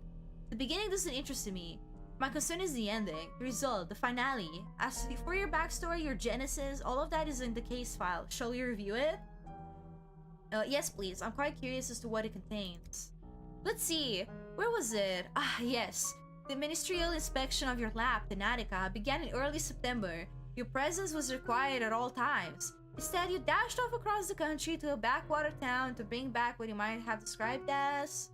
Yes, an immortal man, or a person with unique longevity, or at the very least, the results of his medical evaluation. Let's set your fantasies aside for a moment. The important part is that he fled from the investigation. Ah, this is also a bit of a continuation for what happened in the previous demo. And this town has had an outbreak of some fever the scientific community had no knowledge of. As luck would have it, you were the only medical professional on site. Accurate so far? Well, not inaccurate. The devil's in the details. You appear to be setting a trap. On the third day, the town's leaders gathered in town, called to form an emergency command to find the epidemic. And what was Daniel Dankovsky, who was, I repeat, the only qualified specialist in town, doing that day? What's that? Your lip is trembling. Did I unsettle you? My shame isn't your concern. You're right to feel ashamed. Instead of fulfilling your Hippocratic oath and leading the fight against the plague, you were engaged in what? Come on, don't look at that. Don't look at the table. My eyes are up here. Wait, what is he talking about? Let me see. It says I tried to flee the town? This is utter nonsense. On the 4th day, the town lost its water supply. They required a hospital, but the one person who could set it up, what was he doing? Tell me, Dankovsky, where did you spend the 4th and 5th days? In a jail cell. That's what your papers say, right? Come the evening of the 4th day, the doctor from the capital attempts to flee the dying town on a cargo train like a rat. He's caught and jailed, and there he remains as the plague ravages the town. I admit, I find even the act of reading about it repugnant. I won't lie, I consider escape. Escape, not flight. Fanatica was in the process of being destroyed back in the capital. You consider escape to avoid facing a painful truth. When I came to town, I found that Salmonkind, the immortal man on whom I pinned all my hopes, was dead. Oh, and now we switch perspectives. This is the man we're playing as, everyone. This is him. Bachelor in the flesh. Let me see. Let me drink my coffee again. Every time I get thirsty, I start to stumble on my words because my mouth feels weird, and my mouth does feel weird right now. Sorry, guys.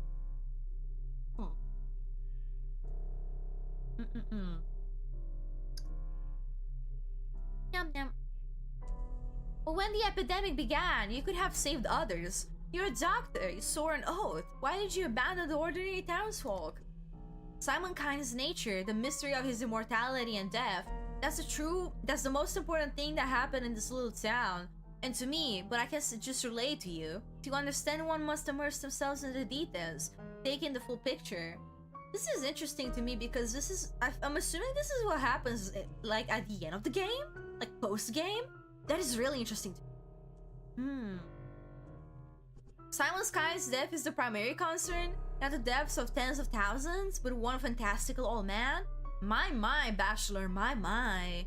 No, you're twisting it. You're rewriting the past.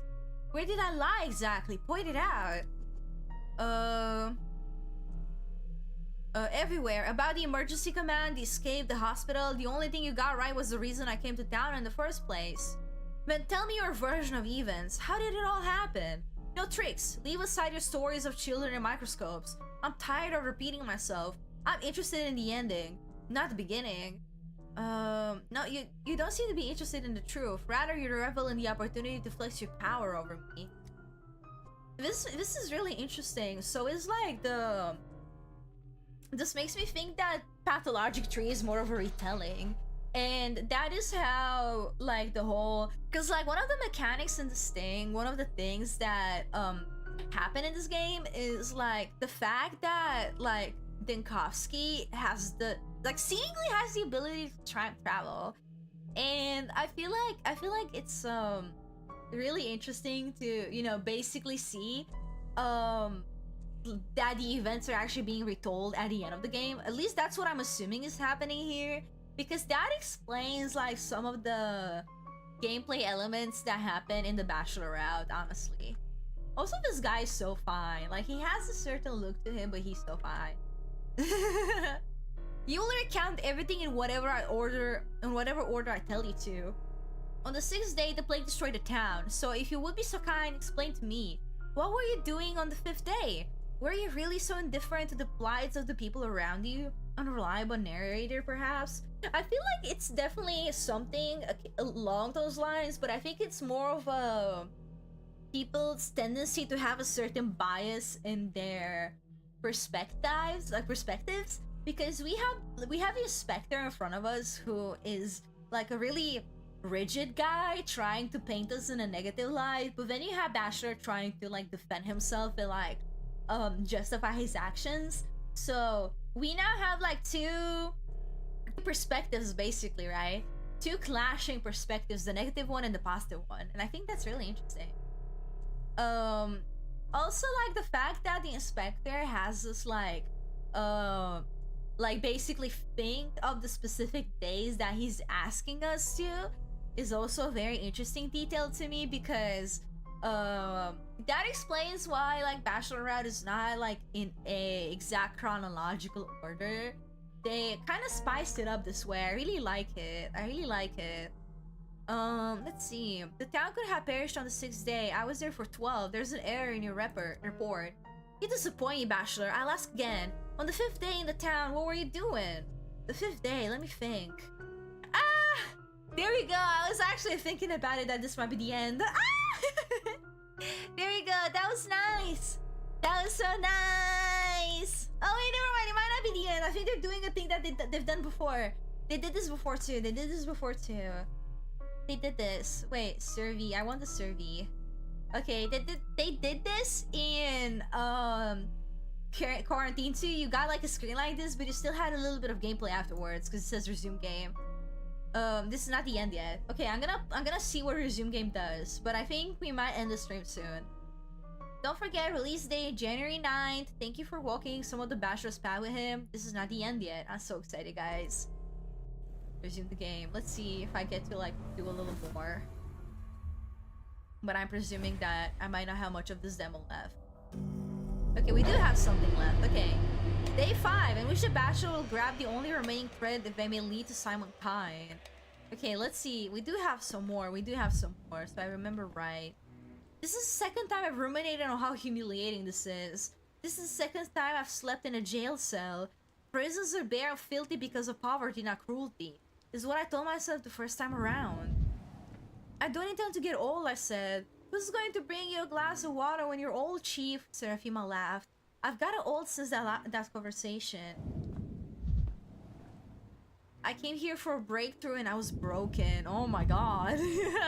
Bro, save Bachelor. 5. Let's see.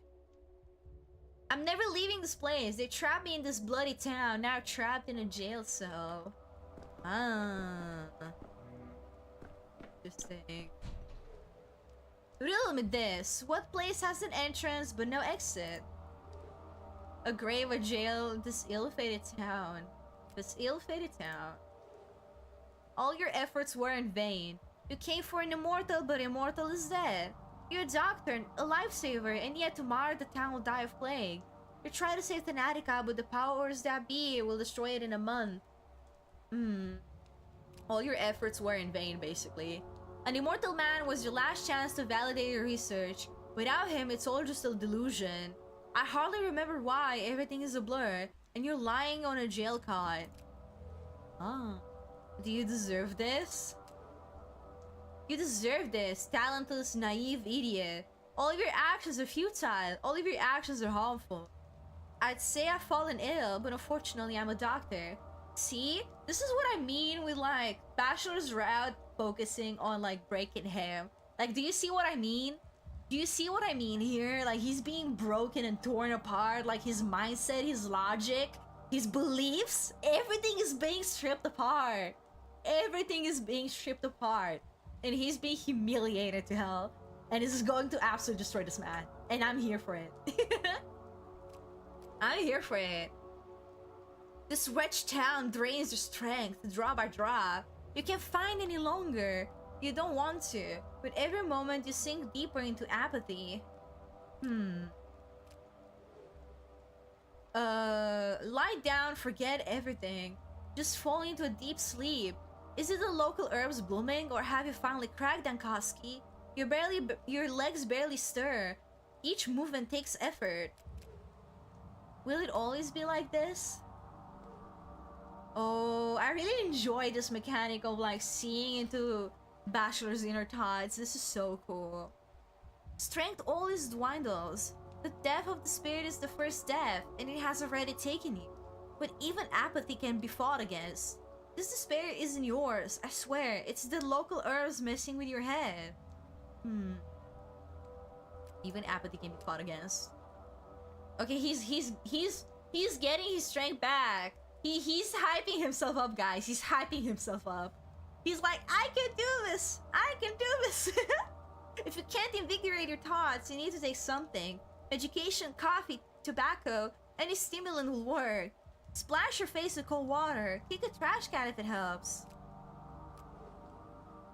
Better to wind yourself up into mania than struggle on like this. In mania, you're sharp and fierce is the only way to save the day. Let's see. The town will sap your will, lull you to sleep, but you won't succumb to this false tranquility. We'll discuss the harmful side effects of stimulants on your health another day. Oh, he's gonna go fucking crazy, I think. Hey, you there, let me out already. Mania and apathy. Oh, okay, we're exploring these mechanics now. Apathy and indifference are constantly rising. To move faster, fight apathy by increasing mania. So this is what I meant, that this game focuses on the bachelor's mental state and like emotions, because he's like a very volatile man. So it's like a very, you know, like a very cool thing to focus on, I'd say. It's a very cool thing to focus on. Let's see.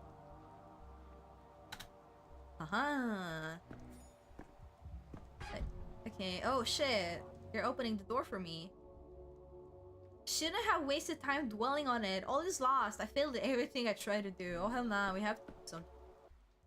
Capella! Oh my god, it's Capella! Oh wait, what the hell? This character introduction is so fucking sick. Are they gonna do this like for every character? Because they haven't done that for every character yet. This is Capella. She was mentioned earlier. I really like her. She's one of my favorites. Daughter of Fat Vlad Olgimsky, a local magnate and master of the town's industry. Blood of his blood. Local kids named her Capella for her ability to point out the celestial map in the sky. I heard she holds some inexplicable power over the town, but I dismissed it. That was a mistake. Yeah, that was a mistake for sure. That was a mistake, sir. Alright, let's see. Very cool. I like this introduction a lot. Who can tally the number of drops in the sea? Oh shit, she's here to Who save can me. tally the number of tears in this grave? Out! Out, living soul!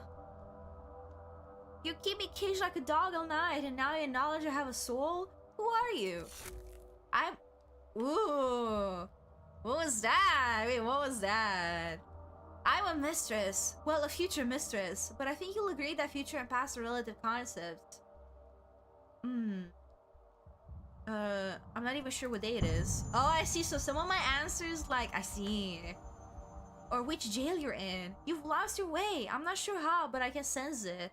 It is the mistress's gift, so I came here to find you. Well, thank you. Now what? Are you alright? How are you feeling? I don't have the plague, if that's what you mean. I feel like someone who's lost everything. Excellent, had a good night. Terrible, I need sleep. Someone the next day was howling and coughing all night until if they weren't. I called but nobody came. Thought everyone was dead. Had a dream like that the other day, that everyone in the town was dead. I was alone. Ever read about dream interpretation? I'm sure this sort of dream signifies a sudden windfall or such like. Sarcasm, I understand, but you don't need to hear this one. I dreamt that a doctor came into town and I got him out of a prison. When I asked him a question, that's when my dream ended, and now I'm here. I'd like to know the answer. Why did you come to our town?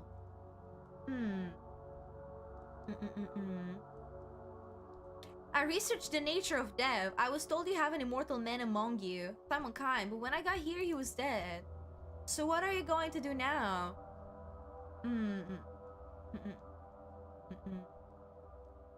I've been trapped inside this box, but I know what's outside. An outbreak, death. And death, even in the guise of a mundane germ, is my enemy. Therefore, I'll do my job. You're a brave man, but perhaps it's all connected.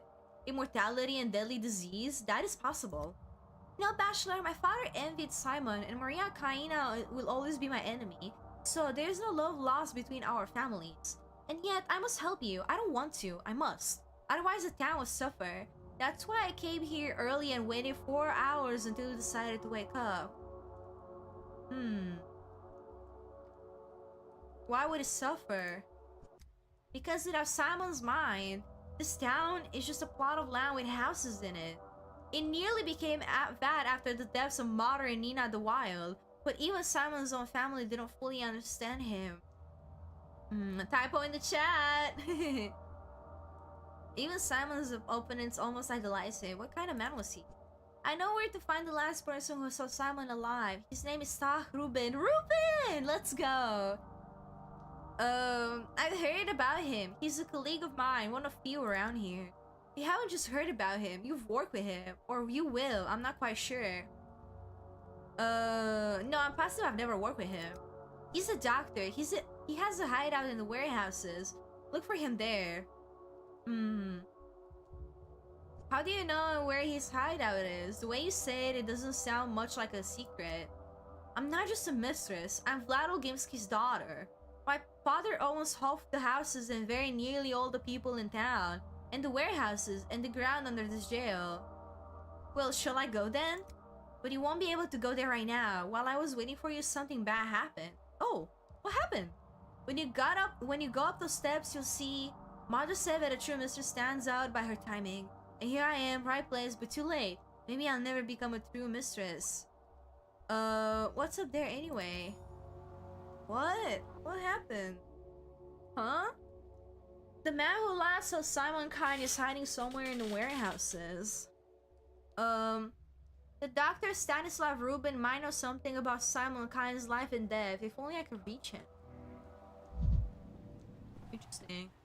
The daughter of a local factory owner, Victoria Olgomskaya Jr. She thinks she wields mystical powers and the authority that comes with them. Here. Okay, cannot open that. What happened upstairs? Oh, I'm pretty apathetic. Uh-oh. Oh no, my ops are here. Yep, that's Saburov. The Saburovs are the load-bearing bones of this town. Hard, dry, and colorless compared to the other two ruling families. Odor rested upon them. When I arrived, Governor Saburov pinned all his hopes on me and hated me for it. He thought the star from the capital would show the Kynes and Olgimskys how dangerous overreaching ambitions could be. Alas, that star proved to be another dreamer. I really enjoyed these character introductions because if you guys remember, if you remember, Mark Immortal from earlier, the theater director, and you know the way he was like introducing like the theater play aspect of the storytelling in this game. As you can see, like the characters look like they're on the stage with like a spotlight on them, and I feel like that's really interesting to me because it's like, you know, introducing the characters of the theater play, like of the play, you know what I mean? Like it's really interesting to me. This is a really interesting mechanic, and it's also like a good way to introduce the characters to someone who may not be like that into the lore. They don't know who these people are, so they're playing the demo and they're finally getting like introduced to things. What? What? Dankovsky, before you ask, I allowed the girl in. She's Olgimsky's daughter, and she interceded on your behalf. But even if she hadn't, I wouldn't have kept you here. At least I got some decent sleep. What were you detained for? You know perfectly well, Governor Saburov. Why do you ask? You committed the most heinous crime a doctor can commit. You tried to abandon your patients, to flee the town and save your sorry hide.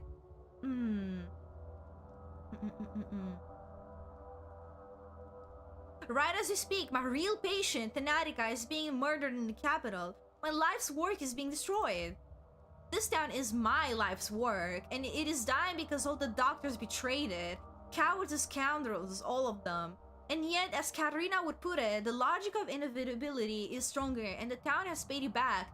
Call it irony if you like. What do you mean? Whatever happened yesterday is beyond reach. Today, the plague has reached the backbone. Behind the thin walls of this building, death rages. We've boarded up the doors and windows, but the plague fumes are seeping in. You and I, we have mere hours left. Oh my god. The outbreak has reached the town hall? There have been cases of criminals surviving the sacking of a besieged city and prisons. A prison is also a fortress, but our fortress lacks food and water. Outside, we are presumed dead. Note this, Dankovsky. I wanted to punish your cowardice. That much is true, but I did not want you dead. I'm sorry. Lucky for me, I don't plan on dying. 2 days ago, a decree was issued declaring all people in the infected districts to be presumed dead, not to be rescued unless they call for help with signal bonfires. A folly. Without a protective suit, you can't venture into the miasma, let alone light the fires. So officially, you and I are dead.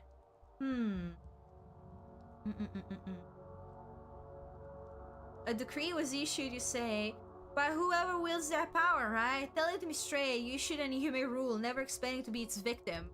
I did not issue that decree, nor did you. Though everyone pinned their hopes on you at first, you have no moral right to condemn the decisions of those who at least try to act. Fine, I'll deal with this later, but for us to be let out, someone has to venture outside, right? I'm ready to volunteer. The miasma already seeps into the rooms of the town hall, and you want me to open the front door? No, our only chance is to barricade ourselves and pray for a miracle. I have a device, a prototype. It disperses miasma. With it, I can go through the infected district. A device? Yes, the one you confiscated, along with all my belongings, including the medicine, by the way. No, your gadgets from the capital are just as unreliable as you. I won't unlock the main entrance, risking contamination of the town hall just because of your novelty lighter. And your alternative proposal is? We bide our time, hope for the best. Katrina wouldn't be scared. Oh, a brilliant plan! Thanks, but no thanks. I'd rather do something. You said the plague is already in the town hall. Where? The far room. We've locked it already. Give me the prototype back. I'll clear the contamination in the far room and prove to you that the device works. Fine. Your device should be in the main hall. Confiscated items are also there on the counter. No one has distributed them. Take them. After that, they'll unlock the far room for you. But if you fail to clear the miasma there, you won't be let out. Glad you've listened to reason. He has the power but not a will. Governor Saburo, straight as an arrow. Oh, yes. The daughter of a local factory owner. Okay, yes. Okay. Oh, that's the evil room, perhaps? Oh shit, what is all that? Others happily trap themselves. Some people get trapped. Doors, windows, and brains all boarded off. Hello? I'm begging you, please tell them to open the doors. They've locked everything. We're trapped here. Are you completely out of your mind? Use your head. Do you really think they locked the doors just out of boredom? Have you seen what's going on out there? It's like Sodom and Mara Shabnak on her clay legs. My friend got stuck outside. We were together. I managed to slip in here, but he... What's happening outside? He's done for. Forget it. You don't have a friend anymore. And the district is doomed too. There's plague mist everywhere. No air to breathe. We're doomed as well, plain and simple. Then why is everyone standing around like nothing happened? Why is no one taking any measures? These are the measures. Quarantine dictates that infected districts need to be sealed off, and that's how we got here. Whoever came up with these measures is a real idiot. They've sealed themselves in the town hall with that decree. We're cut off from everything. All doors are closed. They've walled us in and left us for dead. Yeah, you have to thank like a lot of people for that, I'd say. And who is this genius? Who is in charge of the quarantine? Someone is. Anybody at this point really. Cut the head of a chicken and it would have done a better job handling this. It seemed Olginsky Jr. was making decisions at first. There was even a vaccine. Then some big bugs started issuing those ridiculous decrees. Isn't there a doctor from the capital here? Isn't he overseeing the emergency command? By the way, they're talking about like Daniel right in front of his face. I heard that the doctor chickened out and tried to flee the town. No, that's not how it was. You're mistaken. The doctor from the capital took charge and set up a hospital. He saved the town. Oh, you've got quite an imagination, I must say. If he took charge, then why are we still locked in here? Why is plague mist engulfing the backbone? Maybe ask your doctor how we get out of the town hall when there's deadly mist outside. Maybe I'll ask him just that. Sure. Okay, well, it's dangerous out there. Okay, that's the loot.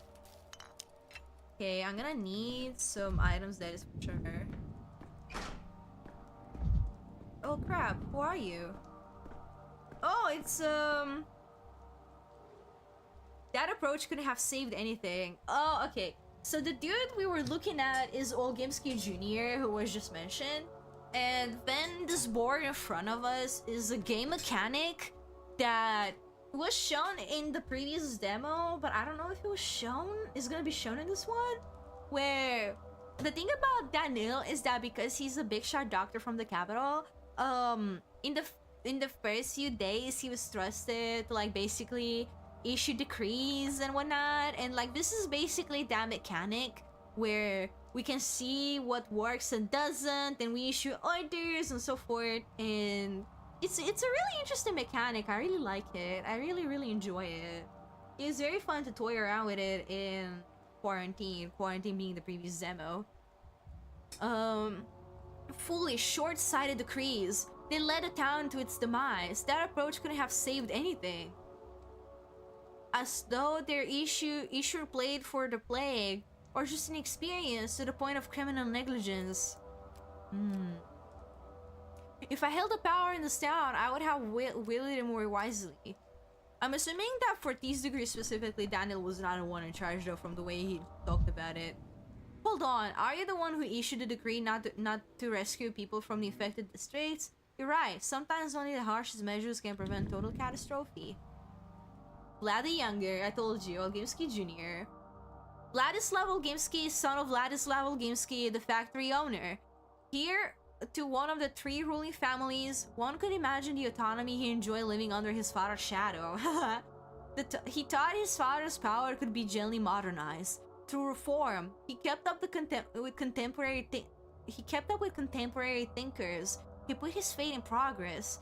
And as his reward, the dirtiest of tasks fell to him. That is true. That is very true. What must be done, oh shit, that scared me. no matter how hard it is. Oh, I really like his accent. Does he have a new voice actor? I really like that accent. What options does the town have when there's no vaccine or cure? When there's neither a hospital nor doctors? Isolation and quarantine are our only tools to slow the plague spread. Oh my god, this is the dialogue. Hold on, I read the one. Everyone is saying I acted as Isidore Barak did five years ago. They can think what they want, but they're remembering it wrong. My measures were not so harsh. So basically, what he means by this, to give some context, it's revealed at one point that 5 years ago, the plague happened for the first time. So this is the second time the outbreak happens. And back then, Isidore Barak, aka like the dad of the other protagonist I mentioned, was the one who dealt with it, like was the one who basically saved the town, but he had like some quite harsh measures. That's what he means. Isidore Barak sealed off the plague districts with no chance of escape. I, at least, told the orderlies to keep an eye out for bonfires, to give those trapped behind the cordons a chance.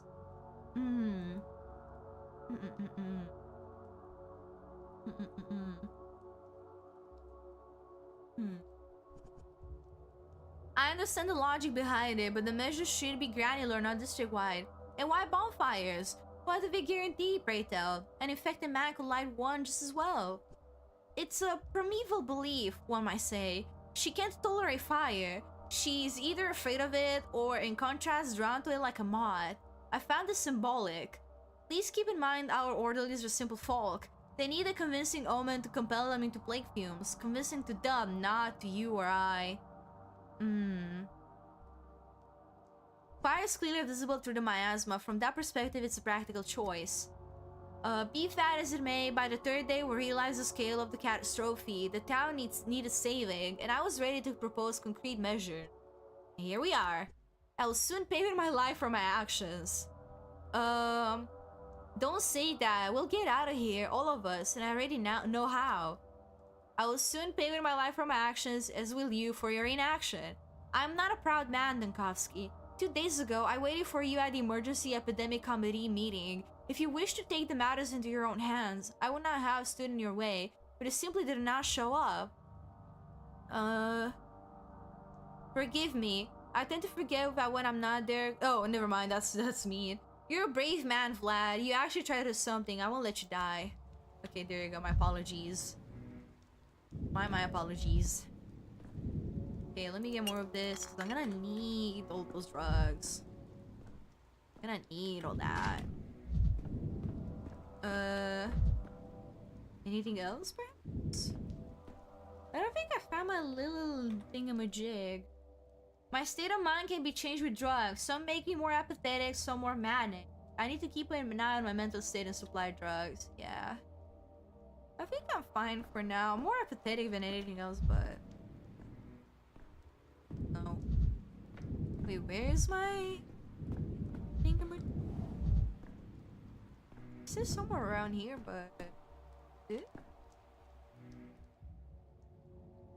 I don't think I have it in my inventory. It's supposed to look like that. Where is it? Oh wait, it's on the table. Yeah, he did say that. Tuberculosis miasma extractor prototype. The longer the valve stays open, the stronger the effect. It needs to be topped up frequently. But it consumes only 1 use of its fluid, regardless of how long it's charged. Hello, codename K. Welcome! My night has been going well, actually. Oh wait, it's 10 p.m. I didn't realize. Time flies. I'm chilling. I'm chilling so hard. I'm just playing Pathologic, which is like the best way to spend your night, honestly. I freaking love Pathologic, bro. Welcome in, welcome in. How about you? How's it going? I hope you're doing well. Yeah, laps at midnight. You're 2 hours ahead. That's crazy. At least it's like night for both of us, because I feel like the majority of people I know are Americans, so they're like in the morning right now, like in the past. Let's see. Oh, you're recovering from con flu? Oh no! I hope you're gonna feel better soon. I hope you have fun at the con regardless though. I hope you have fun. But it also helps against the sand pest. It needs to be topped up frequently, but I don't have my supplies from the capital on hand. I'll have to improvise. Maybe I can use local materials instead of the reagents I used in the capital. Ooh, it's not worth using valuable medicine for this. Actually, not an American. Are you perhaps Russian? I'm not gonna lie, I'm not very good at like identifying acrylic text. I'm just guessing also based on the game that I'm playing right now. Welcome in though, welcome in. I'll have to improvise. I need a stimulant, an anesthetic, and a toxin. The rest I have is in the still water. Anesthetic, stimulant. I need oak's bile. In the town of booze, it shouldn't be hard to find a bottle of bile. Toxin. I'm not sure if belladonna grows in these parts, but boxes of blue pills made from it are surely available here. Ooh. And an anesthetic. Even in such a backwater place, I should at least find some Novocaine. I'll try to borrow or steal a couple of vials. Detective Shio. I'm just guessing. I'm assuming. I have encountered the devs in real life to write my diploma at Pathologic too. Wait, that's crazy! That's crazy, my dream. One day I would also meet IPL.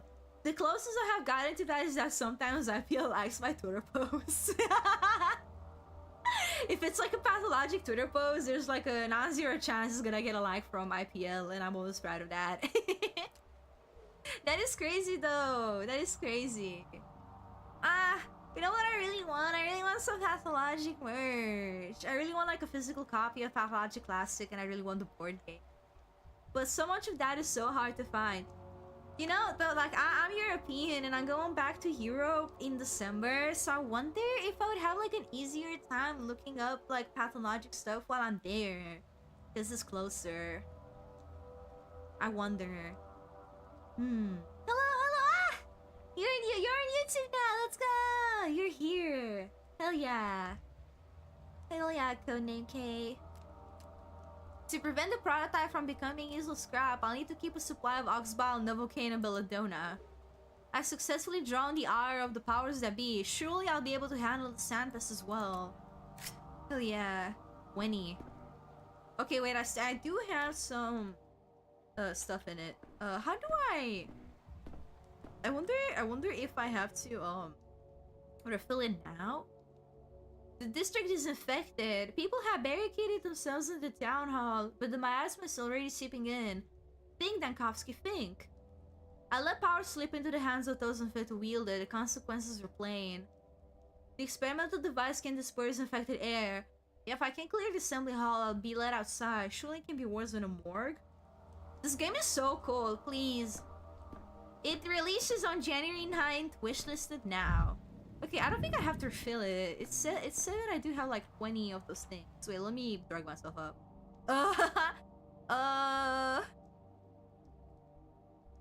Immensely invigorating. I'm gonna get coffee. Yep. And maybe some tobacco as well. Nice. And now I'm good. Sorry to distract. What do you like about Pathologic most? Is there anything peculiar that you adore? Oh hell nah, you're not distracted, don't worry. It was still about Pathologic and I like hearing about stuff like that. Not sponsored. It's not sponsored. This is pure love, okay? This is my pure unfiltered love for the Pathologic series.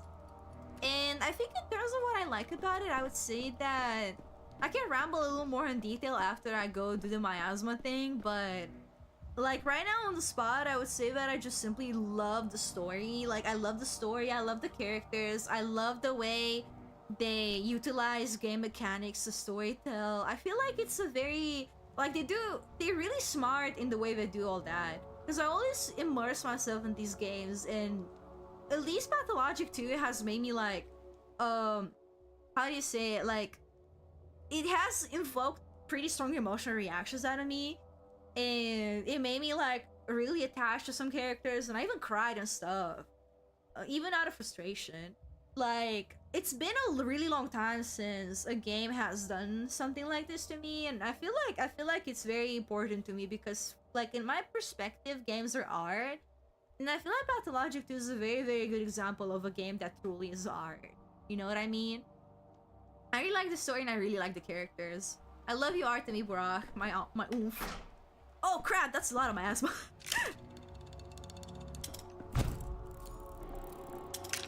Oh god, that's a lot of my asthma, bro. Oh god. Oh, there we go. Oh, I'm gonna wait. What's that smell? Bile. The prototype uses other reagents as well, but they hardly smell of anything. You can capture works, so let's assume as much. But is it enough to traverse the infected district? We've already established that you have no better options. You checking out some of the Steam demos, next gen stuff? Yeah, I am actually. I am.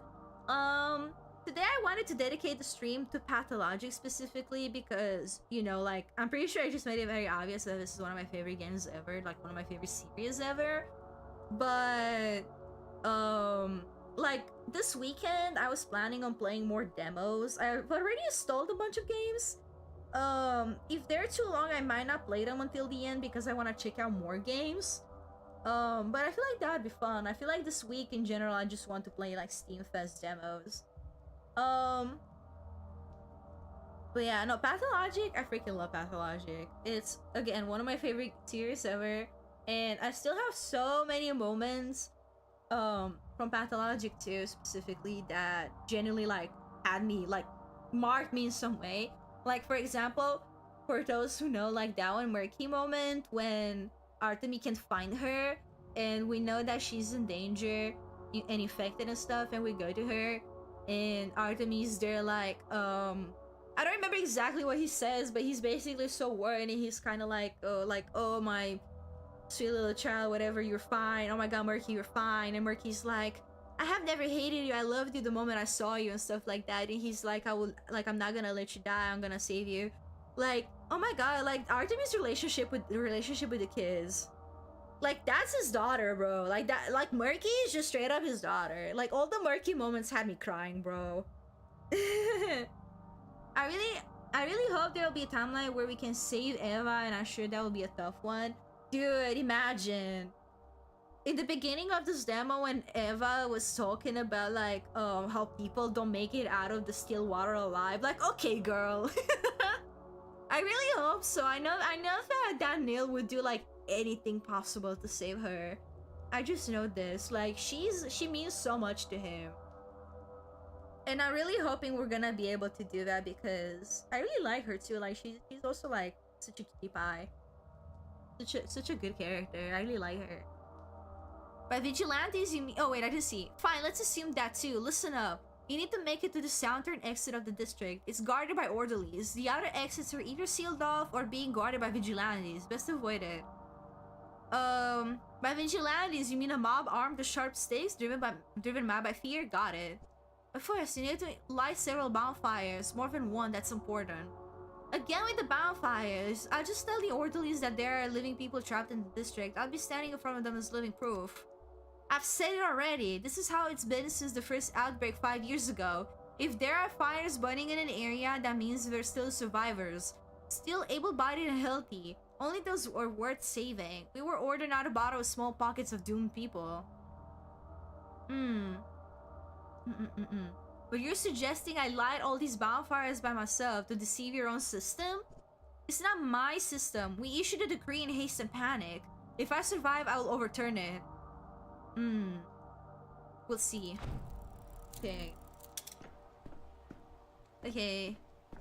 I freed this room. Ooh, okay. More things for me to loot. That's good. Anything else? Log. See the past. Ah. I really like the see the past thing. If you loot clock specifically, that's cool. Okay, nothing else in here. Let's go. Let's go. Let's go. Am I even gonna be able to do this, or is this the end of the demo? Oh, I'm actually. Oh my god. Okay, this demo is long. I'm gonna finish it today though, and then I'm gonna go to bed. Well, I do need to shower first. The district is affected and sealed off. I can only leave if I light several bonfires. That's scary. Already. Ooh, hell yes. Okay, more supplies. But I see something over here. Okay, wait, true. Small items like matches or vials are better kept in pockets rather than my carpet bag. Best to store consumables here. From each pocket, I can quickly use the items. Okay, well, there we go.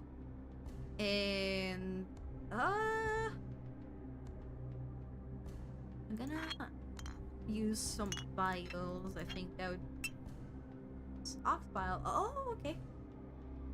Hello, crispy lettuce. Welcome. 20 minutes will do to finish it. Yeah, I was also thinking that I'm pretty far into it. Like, I'm pretty close to the end. Big slot item. Ah, I see. Like, I was also pretty sure that I'm near the end. Especially because I got like that Forgot that there's so wishlist much now of the thing. world. You know what I mean? I'm gonna need a rundown of what's going on. Oh, buddy, I just rambled so much that my throat hurts. But I'm playing a demo for one of my favorite games ever. Like, one of my favorite series. This is a game in the series that I really like. They're gonna release it on January 9th. Wishlist now. Okay, wait. Okay, how many? It's Pathologic. I do feel like I have already like talked so much that I would recommend also looking up to see what it's about, or maybe rewatching the VOD, because I'm probably gonna be done with it soon anyways, and I did explain plenty of stuff in the beginning. Sorry. It's just my throat hurts badly right now because there's so much fucking dialogue in this game.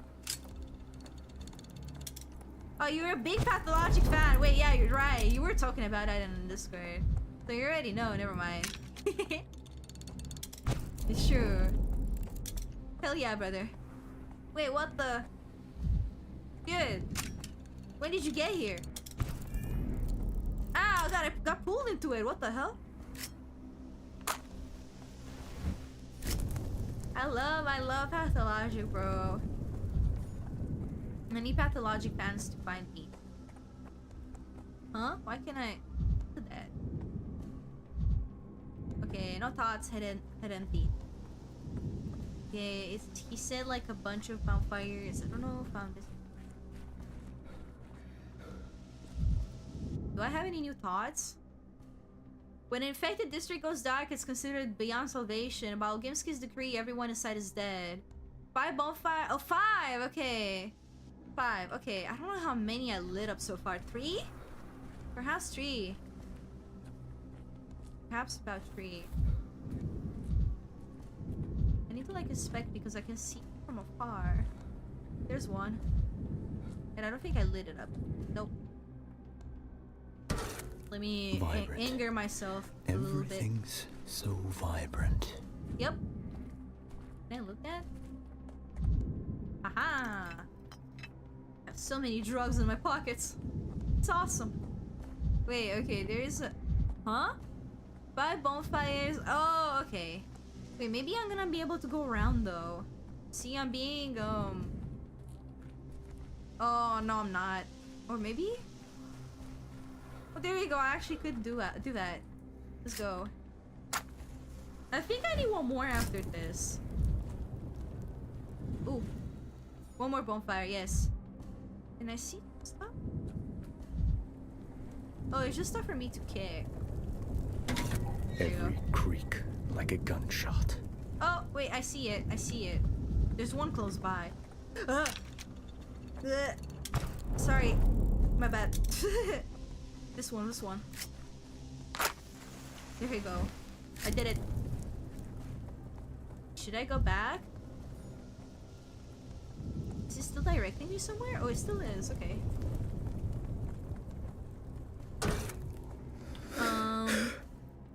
Wait, my mind map. Let's see. Simon's closest friend and ally was the local healer, Isidore Barak. Perhaps he knows something of his fate. This is from day 4. Oh, no, day 5. Sorry, I misread. Now that all threads to Simon have frayed, I must claw at any chance I find.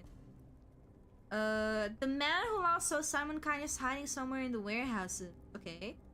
Dead end. Simon's trail has run cold. Perhaps his family knows more. Maybe his brother Georgie. The Kais are a strange family. Perhaps Victor, the only reasonable member, will speak to me.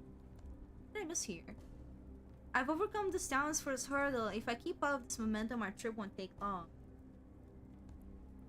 Yeah, the countdown mechanic of the prototype is pretty spooky. It's like it's I like that it's not immediate, like you can't really use it instantly. I'm gonna light even more. It does make you feel a little more panicked, if that makes sense. A little more locked in, if you will. I'm assuming I'm getting out of.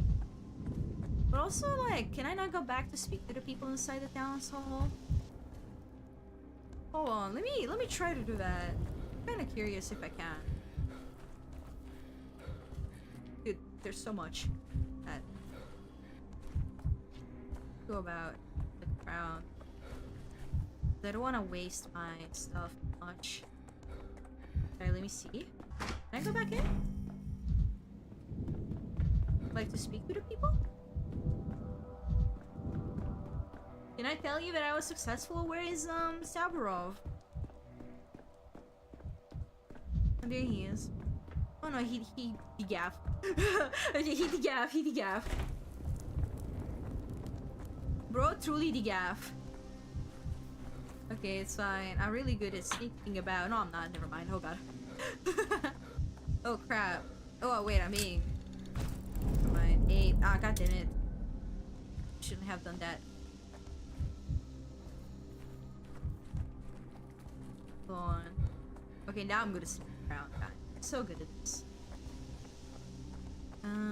This way, right? Yeah, I hit them.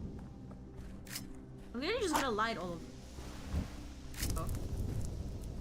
Hey guys. He's alive! Boys, there's someone alive here! Not the first time people are surprised to see me, but Bachelor Dankovsky doesn't die so easily. And who are you? The only qualified doctor in this benighted town. We're only doing our jobs. The decree is simple. No fires, no entry. People can be saved only if the bonfires are lit in the district. Otherwise, it means they're all dead. Open your eyes, the bonfires are lit. Wait, really? Let me count them again. 1 fire, 2 fire, 3 fire, 5. Boys, there are survivors in the backbone. Well then, clear the exit to the district. Escort people from fire to fire. Do not deviate from the route. Hurry, and one more thing. At least wrap a rag around your face so you don't breathe in the miasma. Indeed, we'll need some kind of protection for the orderlies. It's right terrifying to go in there, but it can be hell. Our orders are orders. And you, survivor, why are you still standing there? Get on out to the clean district, since you managed to walk all the way here. And good luck to you in there. Tell the governor that I won our bed. The people in the town hall have a chance. Ergo, so does the town. There you go. Let me out.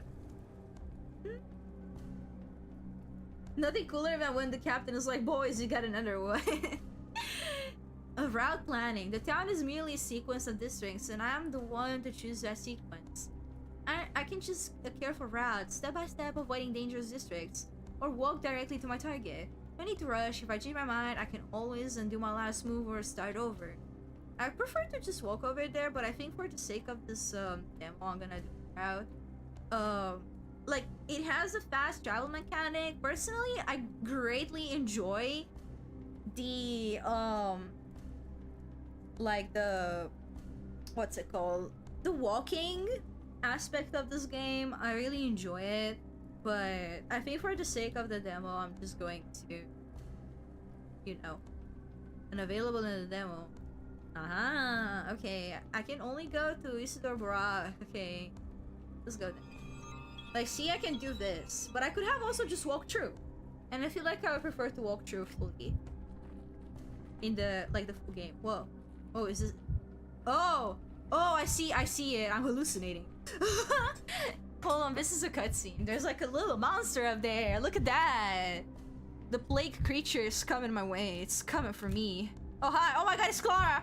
Oh my god. Think from the step. The prototype can slow her down. Bonfires can slow her down. She cannot be stopped. Beware. Oh, that's fucking scary. And Clara is here? Oh my god, hello?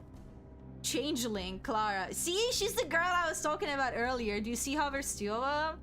A strange little ragamuffin with hypnotic eyes. Simpletons claim she can heal with a laying on of hands. They also say she's Shabnak's sister and a harbinger of death. The vicissitudes of fame. I saw Clara in remote places no one else could reach, and at times it was as if she were in two places at once. Some vast presence lurks in her shadow. Who is she? Whichever finger bleeds. Oh my god, everything is eyes. The whole hand oh my god. aches. And see, it's the changeling now. I don't think this is Clara. I think it's the evil one. I think it's changeling. I'm still gonna sneeze. Okay. Stop. Look into my eyes. Don't move. Don't even turn your head. She won't touch you as long as there's a thread between us. Who's she? Shabnak, you know, that bony monstrosity I don't believe in. The one that's making your hands shake right now. You see her too? Impossible. She's my own private hallucination. My follies are very much a oon. That's not true, but it's good that you think so. The less you believe in her, the harder it is for her to get her hooks in you. Laughing at her would be ideal, honestly, but you don't have the guts for that. You're way too serious. Too serious? Alright, here's a serious question then. What do you think I'm seeing? Shabnak is the plague's body. The earth spits her out every few years, so she might walk through the town and cleanse it of corruption, of wicked thoughts, of weak people. Everyone believes something different on that front. Why you, with your head of solid oak wood, can see her is a very interesting question. Most people like you are completely blind. What ripped that hole in you, I wonder?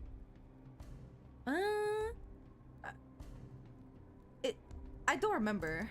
Now that's interesting. So there was something, a little pinprick from your past, a hangnail getting inflamed. Very interesting. I'd love to know more. Either way, whether you believe in her or not, she never stopped following you. She likes you. I can tell it from a mile away. But I'll teach you how to handle her. Take notes, scholar. Oh, heed, oh great and wise sage. Rule number 1. You're no adversary for her. Your little revolver won't shoot her. Your little knife won't stab her. Can't stab a fairy tale, can you? And why would you even have a knife anyway? So all you can do is run. And the prototype? What prototype? I have an experimental device prototype that's capable of dispersing plague miasma. Oh! Perspective switches! Yeah, Pathologic 2 you can guess with like the name of the dialogue, and I'm pretty sure you can do that here too. And I mean, it's pretty obvious because I feel like the way she's talking to me right now is like so changeling. This is not Clara. Clara is like really sweet. Like she's very small, if that makes sense. She's kind of like afraid. This is changeling because she's like trying to intimidate me. She's very imposing. Let's say this vision, let's say it or manifests as some kind of especially dense cloud of sandpest. If I shoot at it, I'll dissipate it, which means the prototype can kill the Shabnak. There's no way your little device can kill a Shabnak. Neither bone nor metal can strike her down. Everyone knows that. How about compressed air and atomized particles of bile and belladonna? Do your myths say anything about pneumatic weapons? How not? They say a sigh from Bostorog has stopped her for a short while. When he sighs, she walks on tiptoe, careful not to wake him. If you sail the right way, it'll probably slow her down. Yeah, she's like softer. Like she's small, like with the O. Like she's small. She's meepy. That's what I was saying. She's very meepy. Itty bitty. Shoots from the prototype to spell the fog and all those dangerous wireless clouds and traps. If your so-called Shabnak truly is the plague, she'll be affected as well. You believe that the inventions of your science can defeat the ancient truth of the steppe? Well then, scholar, give it a try. It'll be interesting to see. Now, here's rule number 2. She both loves and hates fire. She can't pass a bonfire without wanting to love and destroy it. So light bonfires to slow her down. This is also like in quarantine. Like a mod. Speaking of which, I've studied blood-sucking mods before, but then he's just randomly dumping about his research. They spoke to me about bonfires a good deal at the town hall as well. Rule 3, she's drawn to people who aren't hollow. You may be close-minded and spiteful, but she still senses something in you. There's something you're carrying inside yourself, some spark. In other words, there's no way she's going to forget about you. Once she's close, she'll never stop chasing you. Yes, I know I'm irresistible. This one's so simple that I'm not even going to give it a number. If she catches you, she'll devour you. You might find a way to wriggle out of her embrace the first time, but definitely not a second. This is fucking scary. Why are we getting like chase sequences in Pathologic? Oh my god. No argument for me. Lingering beside a thick cloud on my asthma must be deadly. And finally, you're probably not going to believe me. She eats away at most people's bodies, dries your skin, chews up your immune system, but you're not as easy to get to. Like someone's watching you from above, protecting you maybe? I don't know. From above? You mean from heaven? I don't know. Well, yes, I do know, but I don't understand. Feel free to disbelieve me, it doesn't matter. Just keep in mind that you won't get infected in a plague district like others do. Instead, you'll go insane. Waste all your time and then she'll eat you. That's how it'll happen. Ooh, interesting. Do you recommend No, I'm Not a Human? Oh, I have heard about it before. It's been like doing the rounds over on Twitter. That one, like game that has like a teal tint to it, like the green tint to it. And I'm pretty sure it's like about like identifying like imposters or something, like mimics. At least that's what I'm thinking. I see. You have a point. Just being in a plague district feels like having a maelstrom raging inside my head. She thinks she's my sister, and I think she's a monster made of bones. My hatred for her is stronger than all of yours combined. Oh, okay, changeling. Be bold, bachelor. There's no shame in running from her. Maybe you'll get something done after all, in the end. Thank you, girl. This has been a very strange conversation. So, okay, I have to get like... No, not straight ahead. I have to... No, I do have to get straight ahead. You can see like the little, yeah, okay. Going insane. Oh, God. No, really. Oh, what I'm the? going insane. Uh-oh. Wait, what? Oopsie. I don't even know what happened. I think it's because I got absorbed into that. Oopsie. Wait, okay. I love how Daniel always has the option to be a dismissive asshole to everybody. So relatable. He does. He really does. I'm pretty sure I was here. It's because it's kind of like You've never because seen I a feel like human in your life. he does this thing where, like I said, he's pretty volatile. So I feel like sometimes he can be sincere and sometimes he can be such a dick. But I feel like the options where he sounds a little bit more judgmental and egotistical are the ones that he would say the most, in my opinion. At least that's the kind of person he is until he gets his like ego shattered. Hello, Ekra, welcome. Okay, I'm just going to speed through this. Okay. Okay.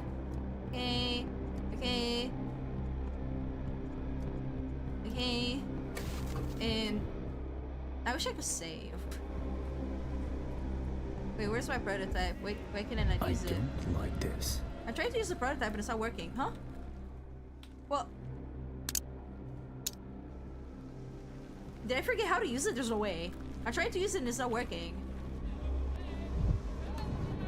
Is this a bug? Oh crap. Hold on. I'm just gonna... How do I use it? It's not.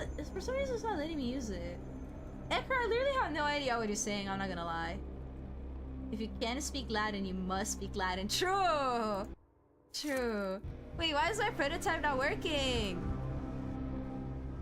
Did I don't think I forgot how to use it. Why is it not working? I still have charges in it. I have 8. This town has gone mad.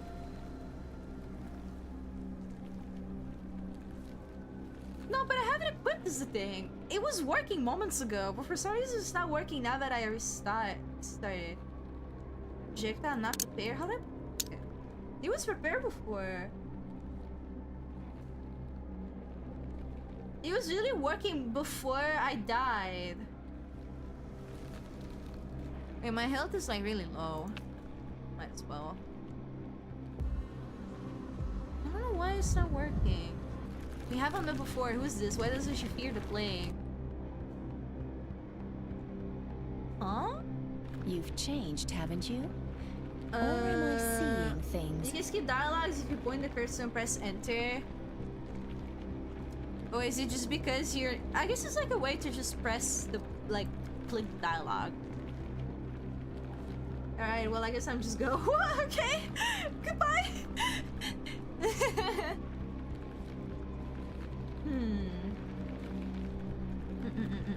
I don't remember.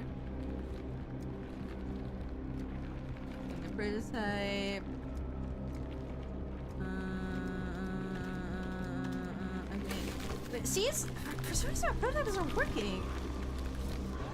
But I don't know what to do. I don't really know. Okay, I'm raw dogging it.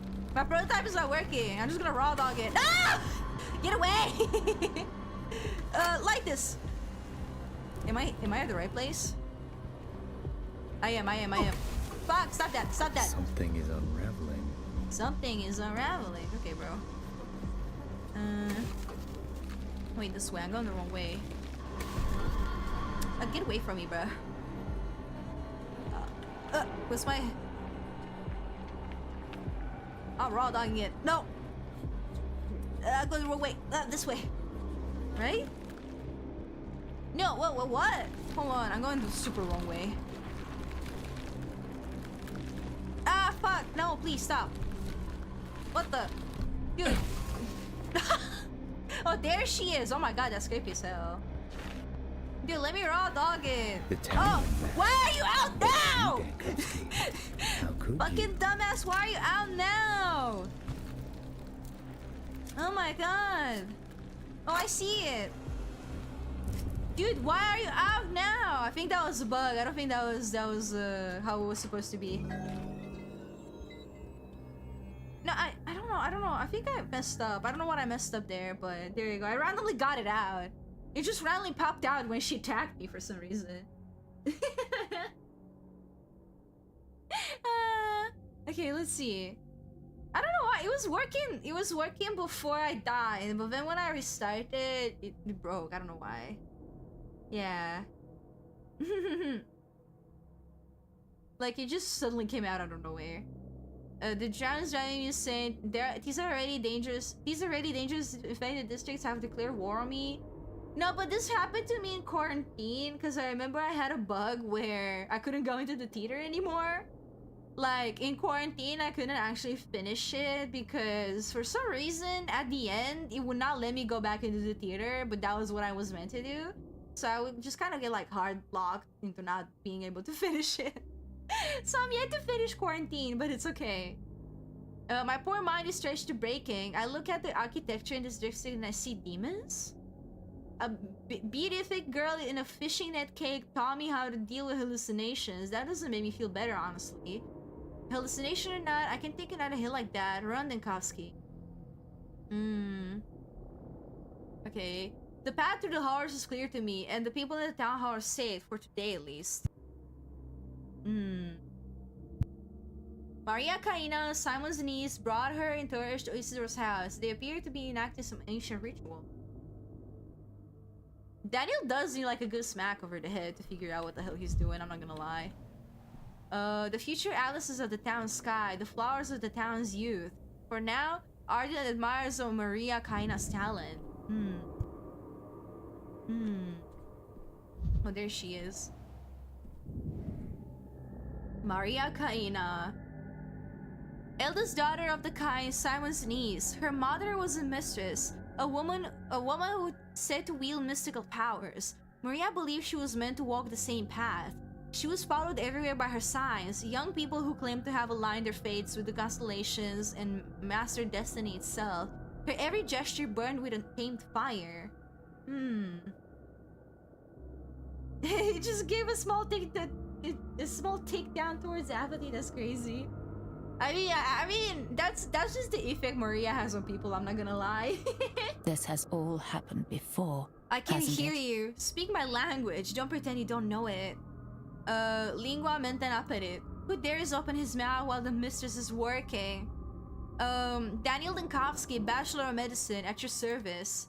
And Daniel, no need to mock me. I haven't somehow forgotten you after 5 days. One does not forget the likes of you. I was just focused on the dialogue. The unexpectedness of your voice caught me off guard, that is all. I wanted to talk to Isidore Barak. As far as I can see, he's not at home. Give me your hand, and Daniel. Do it, look at me in the eye. No, you're not mocking me, you really don't know. Let me guess, Isidore's dead, just like everyone else I needed in this town. Am I right? Isidore's dead. How did this happen? It's an ugly story, and I'm not some commoner girl to engage in gossip. It's much more important that a trace of Uncle Simon's hand still lingers in this house. It's here, very close, still warm. I can feel it, but the door's locked and broken, and the house will give me nothing freely. Tell me more, whatever you can. I don't know. Uncle was very close. What? Oh my god, I need water. Hold on. My tongue keeps twisting in my mouth. Like my throat hurts so bad, bruh. Hold on.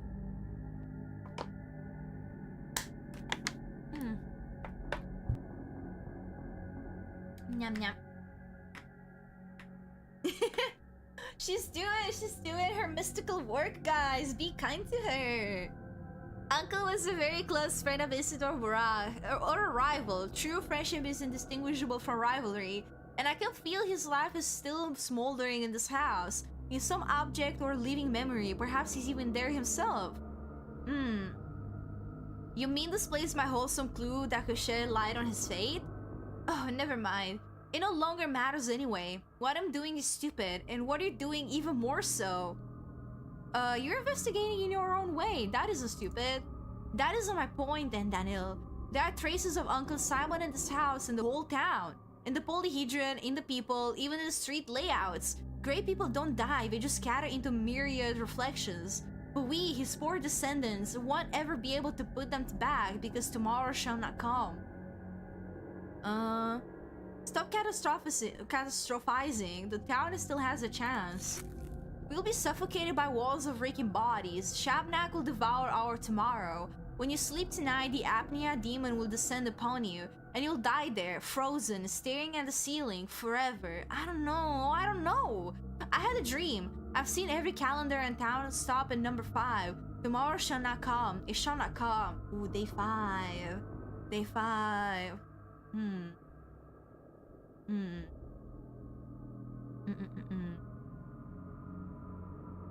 You'd get on well with Thelma. He sees symbols in every dream too, but sometimes dreams are just that, dreams. Our dreams are not the same. I am a mistress. I can see the truth. Tomorrow shall not come. If only you'd acted differently. If you'd opened the hospital, taken charge of the emergency command, searched for answers, perhaps things would have been different. But you've missed your every chance, and so have I. And what do we do now? Go to the still water, say goodbye to Eva, gaze upon at the starry sky before you sleep, write a letter, get in touch with something you hold dear before the end. I hope to say goodbye to Uncle Simon. Forgive him, Maria. It's true that I haven't done... No, I'll fight until the end. Although you know, and Daniel, this was in my dream too. I stood in this house right here. Uncle Simon breathed behind the closed door, and I told you that tomorrow would not come. It was important to tell you that for some reason.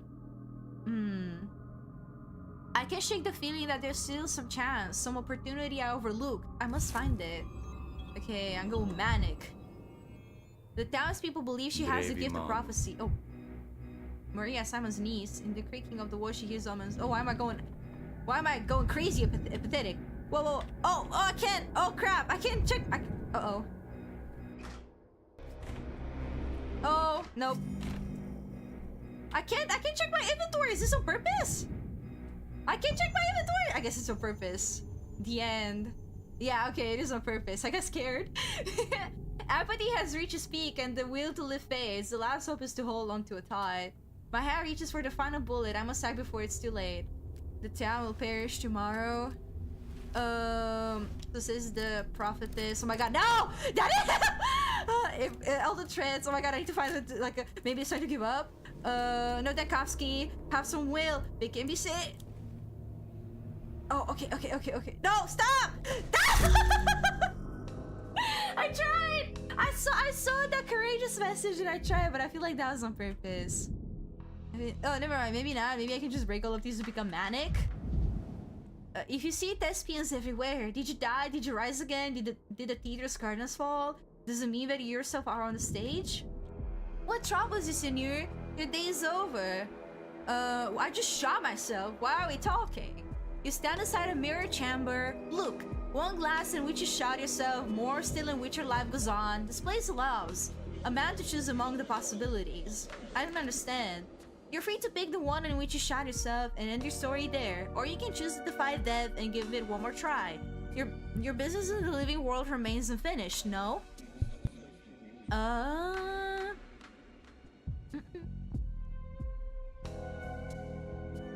nearly here, but also at the capital at the same time, but there's only one of me, not enough. But let us say you did not shoot yourself, too much left still to do, and not enough of you. Your goal will pull you back to life, a hook lodged into your cheek. If you too soon depart, who will be there to bear this burden? Who are you, and why can I see beings like you? Does it matter? Yes, for diagnostic purposes. If I'm the only one who can see you and I'm not mad, then what's so special about me? The question still is who is following whom? I never leave this place, and you are here a first-time visitor. Your presence fate remains unclear. Are you a body lying, bleeding on the ground, or will you give that clock a closer look? What about the clock? Is it somehow special? The clock is as common as can be, but what you'll do with it is not. You must admit, your only hope of being saved is by transcending from this plane. I'm pretty sure this is about saving? How the hell does that work?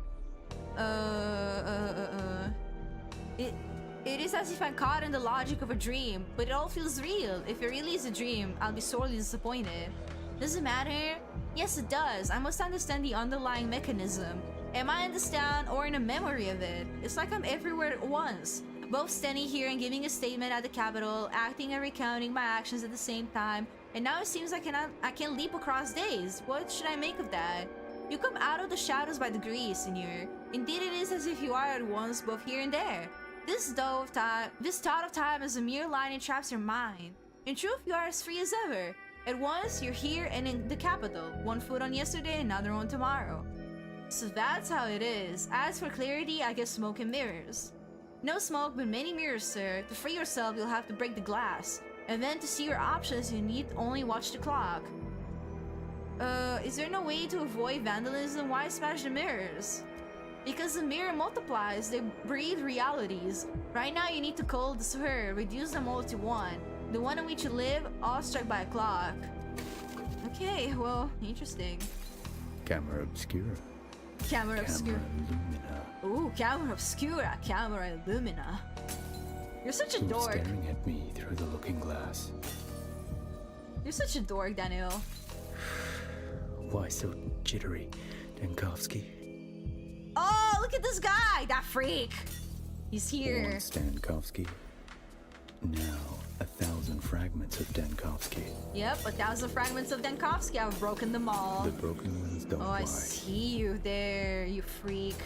It's more honest now. Oh, wait. No. I want to break it. I'm breaking all of these, bruh. This is it. There you go. I have chosen to pummel all of them. And I wish I could pummel that guy too. Looking into my mind. Alright, see the past. Hell yeah. Hey, where do I go? Do I go to day 4 perhaps? Day 1? Where are we going? Oh, it uses up my mirror stuff. Okay. I guess we're going back to day 1 then. And I think this is the end. This might be the end. Oh, never mind. Okay. Day 1, I wish the calamity can still be prevented. Wait, could I have gone anywhere I wanted? Never mind. Okay, I think this is it. This might be it. Here's another reminder that the release date is January 9th, and you should definitely wishlist it. There we go. Okay, it is the end. Yay! Oh, Elfina! I like Elfina. Let's go. Let's go. Finally. That was a pretty long demo, but it was really good. I like that they managed to show like a lot of things that were not in quarantine. Like they're doing a really good job marketing this game, I would say. I feel like they're choosing the right things to show in these trailers and in these what's it called? Demos, sorry. You wish you weren't these credits? What do you mean? Like you wish you worked on this game? Okay, honestly, I would have loved to work on this game, but I'm too young and I don't have a resume yet. Well, Daniel apologist. I just said that. That is crazy. That is crazy. But I do want to get into game dev. I think that would be very fun.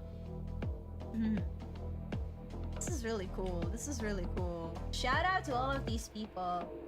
He who sees time, elder ones, past, future, and present, all like how one knows the events of a book they've read. True. Let's see all of that. Shout out to all of these people. Because this was so cool. Dude, I love Pathologic. I really wanna... Pathologic. I really want to replay Pathologic 2 before 3 releases, because I feel like I have a lot of new regulars who don't know the series, so I really want to introduce everyone to it before we start 3. Because I feel like that would make things make more sense, basically. We finished it! Yay! Let's go! Let's go! We did it! That was really fun! Dude, I'm so excited. I'm so excited for the game release. January couldn't come here like sooner. The only downside is that on January 9th, I'm pretty sure that I'm going to be back in Europe, and once again, I'm not gonna be able to stream. So I don't think I'm gonna be able to like stream the game as soon as it drops as much as I'd love to, because I would love to play it like as soon as it drops, but I'm gonna have to wait like pretty much like 9 more days if I'm not mistaken. I do get back like on January 18th or something like that. So there's that.